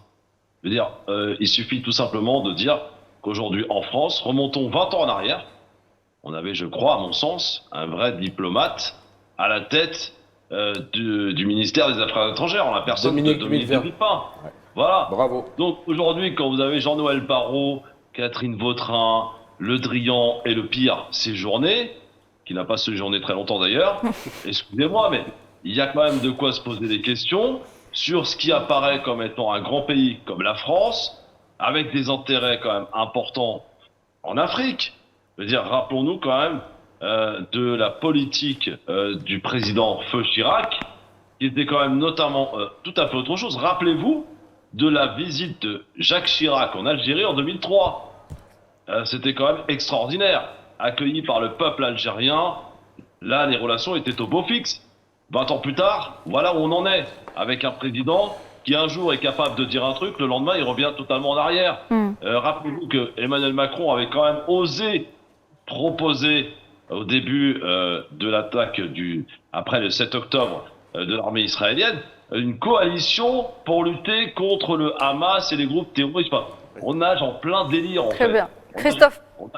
Christophe Roux, excusez-moi de vous couper, vous restez avec nous, on revient dans quelques instants pour parler d'un grand militant panafricaniste.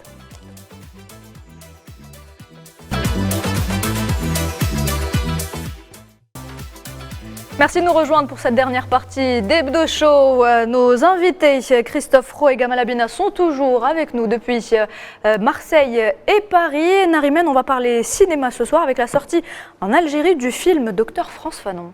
Alors exactement, petite idée sortie de la semaine, si vous ne savez pas quoi faire le week-end prochain, je vous invite à aller regarder le film Docteur France Fanon du réalisateur algérien Abdelnour Zahzah qui vient de débarquer dans les salles de ciné algériennes, une œuvre coproduite par le Centre algérien de développement du cinéma, le CADC donc.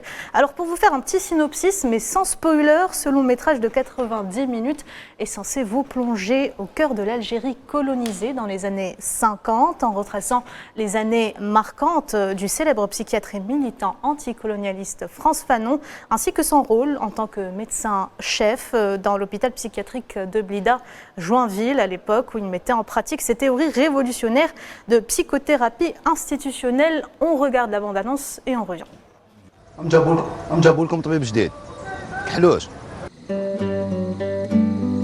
Avant d'arriver à Blida, Joinville, j'ai déjà soigné les Algériens en France. Et même avant, je connaissais les Algériens. Mais à Blida, Joinville, nous ne mélangeons pas les musulmans et les Français.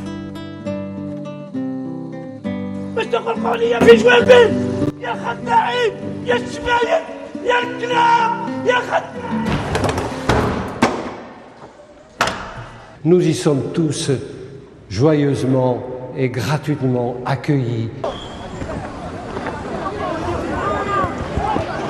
Dans le monde de la psychiatrie, les Porot, Bardona sont plus connus que votre Toscaïès qui joue au foot avec ses malades. Allez, monsieur du gouvernement, ils disent qu'il n'y a pas la guerre en Algérie. Ils croient quoi? Que la police, elle va remettre de l'ordre tout seul? Moi, je vous le dis, docteur, c'est la guerre. Et quand ils s'en apercevront, ça sera trop tard. Il est où, maintenant, votre docteur envoyé par Dieu?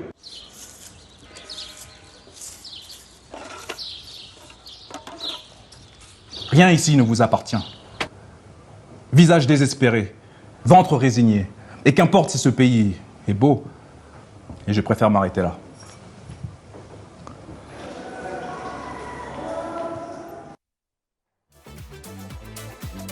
France Fanon a été sélectionné dans plusieurs événements cinématographiques prestigieux internationaux cette année, donc, dont le Festival international du film de Berlin, le Festival du film de Copenhague ou encore le Moscou Film Festival. Faisal Matawi, on peut dire que le film a déjà marqué les esprits sur la scène internationale avant même sa diffusion en Algérie. Absolument, parce que l'esprit de France Fanon, l'esprit anticolonial et colonialiste de France Fanon, il revient en force dans le monde occidental et dans le monde un peu partout. Pourquoi? Parce qu'à cause de ce qui se passe à Gaza, parce que ce qui se passe à Gaza, c'est la colonisation, c'est la brutalité coloniale. Et donc cet esprit de France Fanon, il revient. Et donc ce film, suscite l'intérêt. D'abord, les téléspectateurs ont remarqué que le film est tourné en noir et blanc, ça lui donne plus de force documentaire.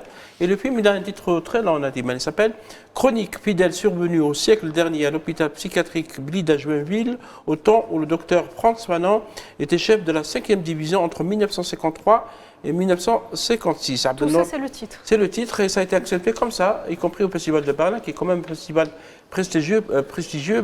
Vous aurez remarqué, Nalima, qu'il ne va pas passer au Festival de Cannes. C'est conçu comme un film d'auteur. Oui, il passera au Festival de Berlin.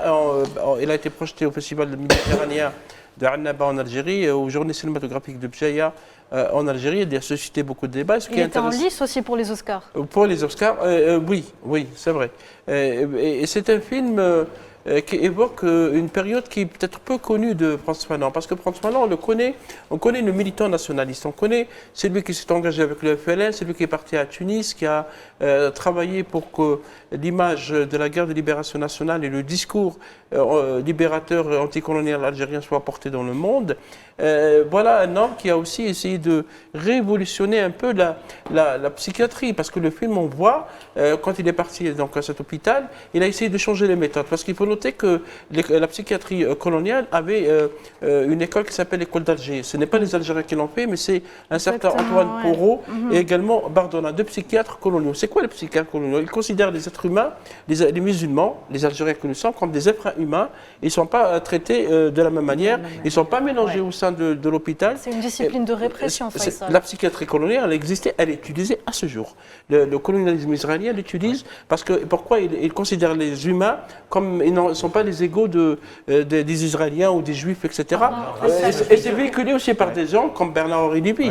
Bernard-Henri Lévy, Glucksmann, Friedrich Krot et tous ces psychologues, plutôt philosophes qui considèrent que les Arabes et les musulmans ne sont pas les mêmes que les autres. Je vais te couper. Effectivement, moi je suis tout à fait d'accord. D'ailleurs, aujourd'hui, même les Palestiniens le reconnaissent. Quand on avait évoqué le sujet de Marwan el-Barghouti, dans les prisons israéliennes, il y a la séparation justement de tous les prisonniers pour les classer de seconde zone, pour rejoindre un petit peu le film. Et c'est des vérités historiques qui sont remises au goût, c'est-à-dire au grand public, pour connaître et découvrir la révolution et tout ce qui se pratiquait pendant ce temps-là. Il faut noter, Nassima, que les Français ont tout fait pour faire oublier Frantz Fanon. Comme Mahdi souligné tout à l'heure, certains faits, c'est pas nouveau, Mahdi, hein. Ça fait très très longtemps. Par exemple, il y a peu d'images produites sur Frantz Fanon, peu de documentaires. Et ce film est censuré en France. Le film de Abdel Zarzar qui est sorti en Algérie, il est censuré en France parce que je sais que le producteur et réalisateur ont tenté de le distribuer en France, personne n'a voulu le prendre. Vous voyez, donc ceux qui nous donnent des leçons sur la liberté d'expression, etc., refusent même un film de fiction, parce que c'est un film de fiction. Mais ce qui est intéressant aussi, pardon Samy, ce qui est intéressant aussi, c'est de voir que ce film a été tourné en immersion totale dans l'hôpital Frantz Fanon de Blida, en coopération avec le ministère algérien de la Santé. On écoute à ce propos le réalisateur Abdel Zarzar et l'acteur principal Alexandre Dossan. La première motivation, c'était de raconter Fanon avec le point de vue algérien. Parce qu'il y a maintenant beaucoup de films, notamment il y a un film français qui va sortir dans pas longtemps, il y a eu un film britannique, il y a beaucoup de films. Donc il fallait... Fanon est mort très jeune, à l'âge de 36 ans. Donc tout le monde veut s'approprier Frantz Fanon et raconter maintenant qu'il est devenu à la mode et qu'il est enseigné dans les universités, etc. Frantz Fanon, vraiment, c'est de l'avoir incarné, c'était très émotionnel. Voilà, on a joué ce film dans Blida, en immersion, dans l'hôpital dans lequel il a exercé. J'ai été en contact avec son fils, son petit-fils. J'ai logé dans la villa dans laquelle il a logé. Déjà sur le tournage, c'était très chargé émotionnellement. J'étais très supporté par toutes ces forces parce que les murs parlent, les murs ont du vécu.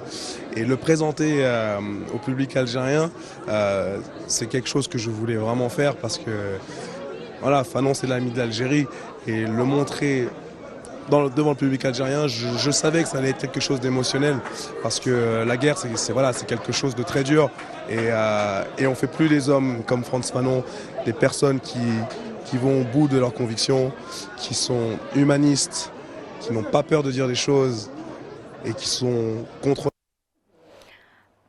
Christophe Rowe, pas de projection donc prévue en France pour ce film qui retrace le parcours et l'engagement révolutionnaire de Frantz Fanon. Encore une fois, un bel exemple en fait de ce qui dérange aujourd'hui quand on parle d'un véritable grand acteur, un grand monsieur. Il faut souligner qu'à propos du film, d'ailleurs, il y a l'excellent Moussa Sylla qui interprète d'ailleurs Frantz Fanon dans ce film, excellent acteur.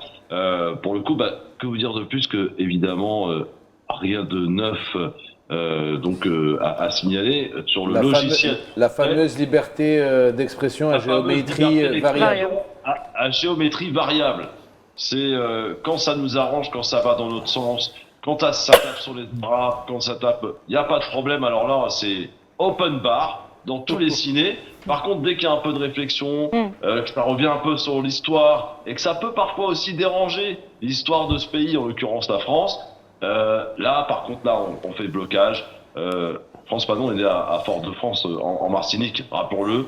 Un grand monsieur qui est un bel exemple et qui aurait beaucoup à dire, beaucoup à faire sur ce qui se passe. Et Christophe, il faut savoir aussi que dans le programme du président de la République, le développement du cinéma algérien et son essor fait partie d'un des objectifs du président de la République qui veut faire du cinéma un axe majeur du rayonnement culturel et algérien. L'Algérie a tous les atouts pour être une puissance cinématographique parce que le président met tous les moyens disponibles pour le 7e art, le fameux 7e art, pour que le cinéma algérien se développe.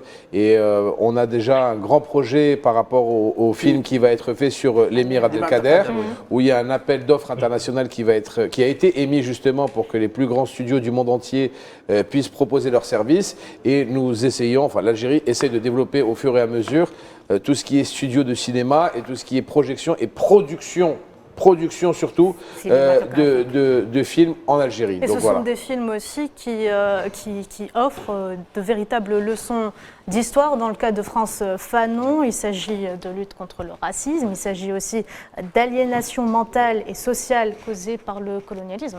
Oui, parce que Frantz Fanon, et ça c'est pas dit dans les scientifiques honnêtes le disent, Frantz Fanon a révolutionné la psychiatrie moderne parce qu'il a mis fin à ces pratiques coloniales. Il a par exemple, quand il est rentré à l'hôpital Joinville, qui existe toujours, il porte son nom d'ailleurs, bien sûr, Frantz Fanon, il a fait sortir les malades musulmans. Il n'avait aucune pathologie, qui étaient là-bas juste parce qu'ils étaient... Parce qu'ils dérangeaient. Dès que quelqu'un pensait à la liberté, il les mettait il les considérait comme des fous. Et donc quand ce genre de films sortent, évidemment, ça met, comme disait Christophe, ça met dans la gêne la bien-pensance des néocoloniaux, parce que les néocoloniaux et polynautés sont en train de retourner, ils sont en train de revenir en force en Occident pour faire oublier le passé colonial des anciens empires, l'Empire britannique, les Allemands, les Français, les autres États qui avaient occupé l'Afrique. Et lorsqu'il y a le cinéma africain, parce qu'il y a maintenant une nouvelle pensée, il y a une nouvelle conscience qui est prise. On a parlé du Tchad, on a parlé du Sénégal, on a parlé du Mali, du Niger, du Burkina Faso et du Guinée. Il y a une jeunesse qui demande une paire de lance qui demande le changement. Et lorsqu'il y a des films qui évoquent ces questions, ils sont censurés dans les festivals. Le festival de Cannes ne vous prendra jamais ce film de ce Frantz Fanon, ni un film qui remet en cause le colonialisme. Gamal Abina, je reviens vers vous. Frantz Fanon, symbole de l'anticolonialisme. On rappelle également que pour ceux qui vont visionner ce film, qu'ils vont retrouver Olivier Fanon, donc son fils dans le film, son fils qui est haut fonctionnaire algérien. Oui, tout à fait. J'ai eu la chance de rencontrer d'ailleurs son fils adoptif à Alger. Frantz Fanon, c'est l'auteur de Peau noire, masque blanc, c'est l'auteur des Derniers Terres. C'est surtout un Antillais, donc qui ça a été dit, né à Fort-de-France, va arriver en Algérie, va voir et constater le traitement inégalitaire évidemment des Algériens, qu'on va considérer comme des grands malades, et qui va expliquer des choses assez extraordinaires. D'abord, il mourra algérien, il faut le rappeler. C'est un héros de l'Algérie, il y en a eu 8 Antillais qui ont rejoint les rangs du FLN, mais surtout c'est un homme qui a mis l'accent sur quelque chose d'intéressant sur le plan psychologique. La révolution de son approche psychologique et psychiatrique, pour le coup, mais surtout psychologique, c'est de dire que des gens issus des colonies vont finir par sur la honte de soi, le fait d'avoir été un descendant d'esclaves, ou d'avoir été vaincu par la colonisation, ou d'avoir été réduit effectivement à l'esclavage moderne, vont finir par commencer à avoir une passion pour l'autre, pour celui qui a la peau blanche. Une honte de soi qui fait qu'ils vont se dénaturer.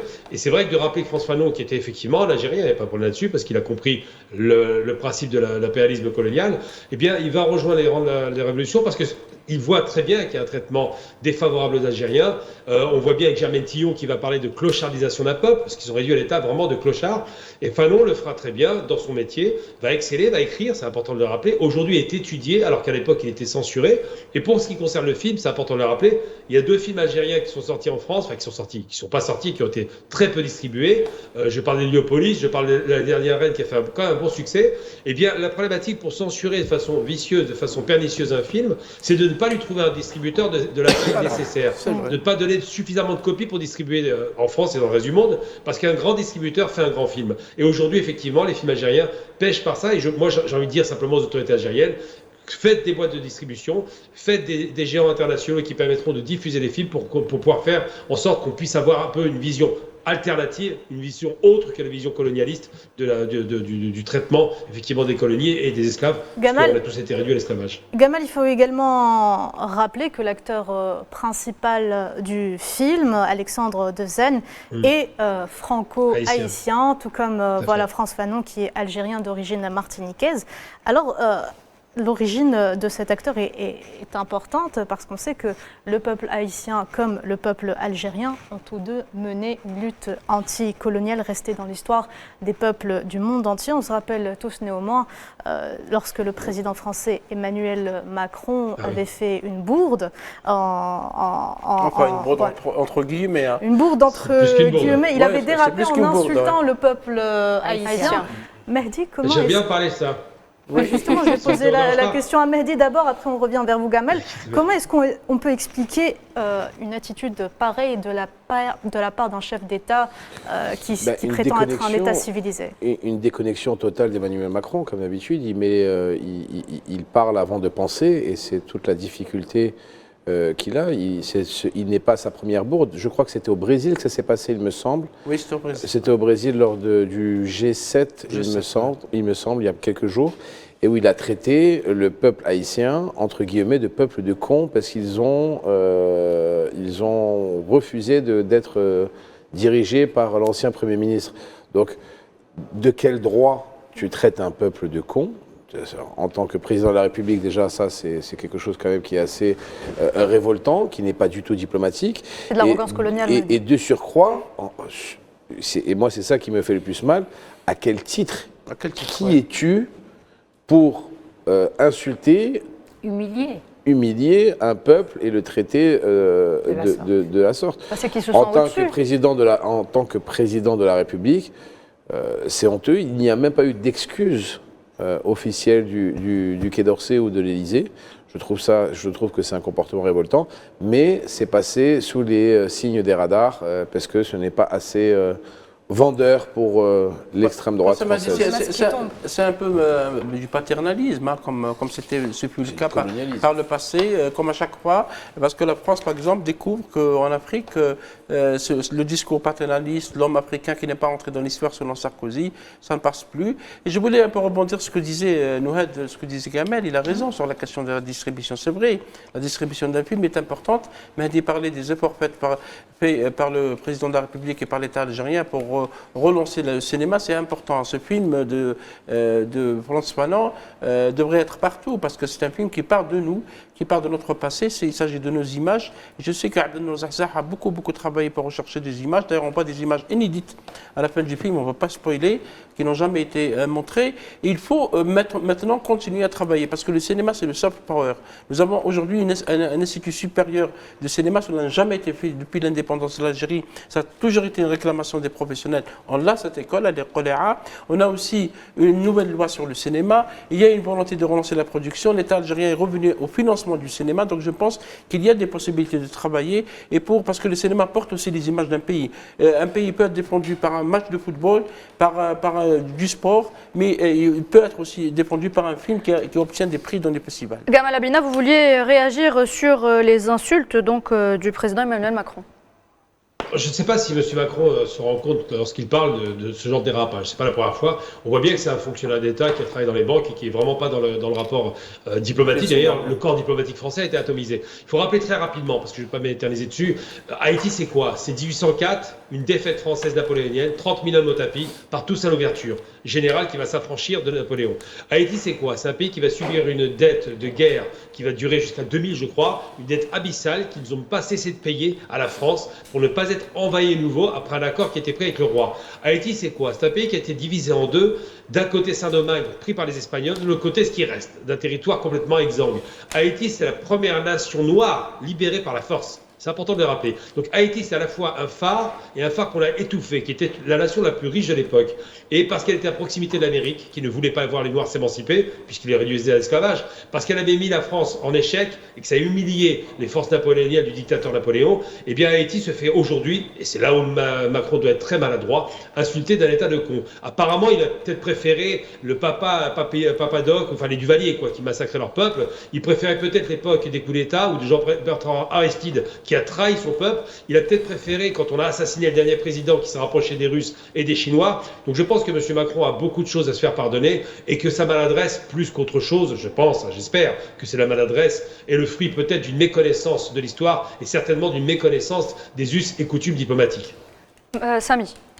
Effectivement, à l'instar de l'Algérie, Haïti est un symbole de combat libérateur, de noble combat pour recouvrir à sa souveraineté et son indépendance. Par rapport à la figure également de Frantz Fanon, elle est pour moi doublement touchante. Tout d'abord, Frantz Fanon a écrit aussi pour le quotidien Le Moudjahid à Tunis lors de la glorieuse révolution, celle du 1er novembre 1954. Et ce qui fait aussi la singularité de la figure de Frantz Fanon, c'est que c'est l'un des premiers à avoir touché du doigt quelque chose d'extrêmement important, c'est dans ses ouvrages, que ce soit l'an 5 de la Révolution algérienne ou Peau noire, masque blanc, ou également Les damnés de la terre, d'avoir étudié de très près les conséquences psychologiques et psychiatriques que les colonisés pouvaient faire sur que le colonisateur pouvait faire porter sur le colonisé, c'est-à-dire lui faire détester sa personne et la haine de soi. La haine de soi, tout à fait. Qui est reprise, Samy, par Kamel Daoud et Boualem Sansal dans leur écrit. Tout à fait. Ils s'inscrivent dans cette droite ligne. Très bien, alors changement d'ambiance, j'imagine qu'il y a beaucoup de gourmands autour de cette table. Qui parmi vous est fan de chocolat? Tout le monde. Mehdi en premier. À votre avis, quel est le meilleur chocolat du monde? Ça, c'est le poids, ça qui parle. Quel est votre chocolat favori? Moi, quel est le meilleur? Chocolat algérien. Évidemment. Oui, on va pas faire de marque, on va pas faire de pub, on va donner de marque. Suisse. Moi, je dis chocolat suisse. C'est exceptionnel. Et le libanais aussi. Le libanais est très bon. Il y a du chocolat libanais qui est très bon. Belge aussi. Belge peut-être. Dernièrement, il y a le chocolat de Dubaï aussi qui fait pas mal de bruit. Qui est très cher par une nouvelle recette. Chocolat de Dubaï qui vient de Dubaï. De Suisse. De Suisse. Eh bien, cette année, Faisal l'a deviné, le meilleur chocolat de l'année 2024, eh bien, c'est le chocolat algérien. Et c'est le chef algérien Ahmed Zamcha qui a remporté ce prix au Game of Food Gastro Antalya 2024 en Turquie. Alors, c'est un prestigieux rendez-vous culinaire qui réunit des centaines de chefs venant de 36 pays différents, dont la Suisse, la Belgique il aime bien le et chocolat. la France. Oui, on voit qu'il aime bien le chocolat. Donc, dont la Suisse, la France et la Belgique qui sont considérés comme des concurrents réputés dans le monde du chocolat. Donc, cette victoire, elle démontre une nouvelle fois que la gastronomie algérienne, sous toutes ses formes, continue de briller sur la scène internationale, n'est-ce pas? Oui, absolument, parce que Ahmed Zamchi, j'ai vu des vidéos sur son compte Instagram. D'ailleurs, la présentation du chocolat, elle est très intéressante. Parce qu'il n'a pas mis la couleur marron.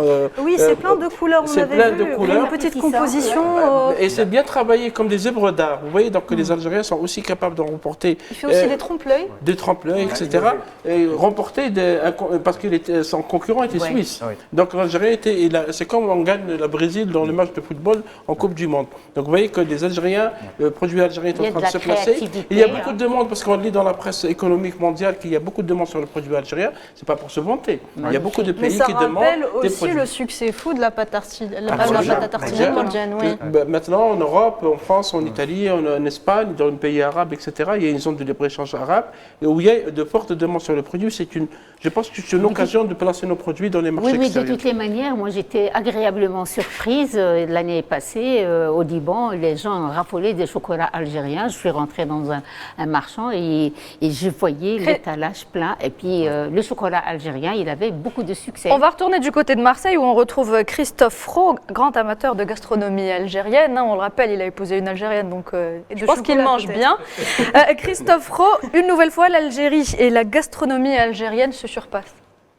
Vous êtes-vous tranquillement installé à Alger, dans vos studios, vous pouvez consommer du chocolat, mais moi j'ai bien peur qu'au vu de l'ambiance et des rapports avec l'Algérie ici en France, que dans la semaine prochaine, on va nous dire que le chocolat devient interdit à la consommation en France. Ah bah c'est clair, ça va faire des jaloux en tout cas, Christophe. Ils l'ont déjà fait, Christophe. Hein. Ça va faire beaucoup de jaloux.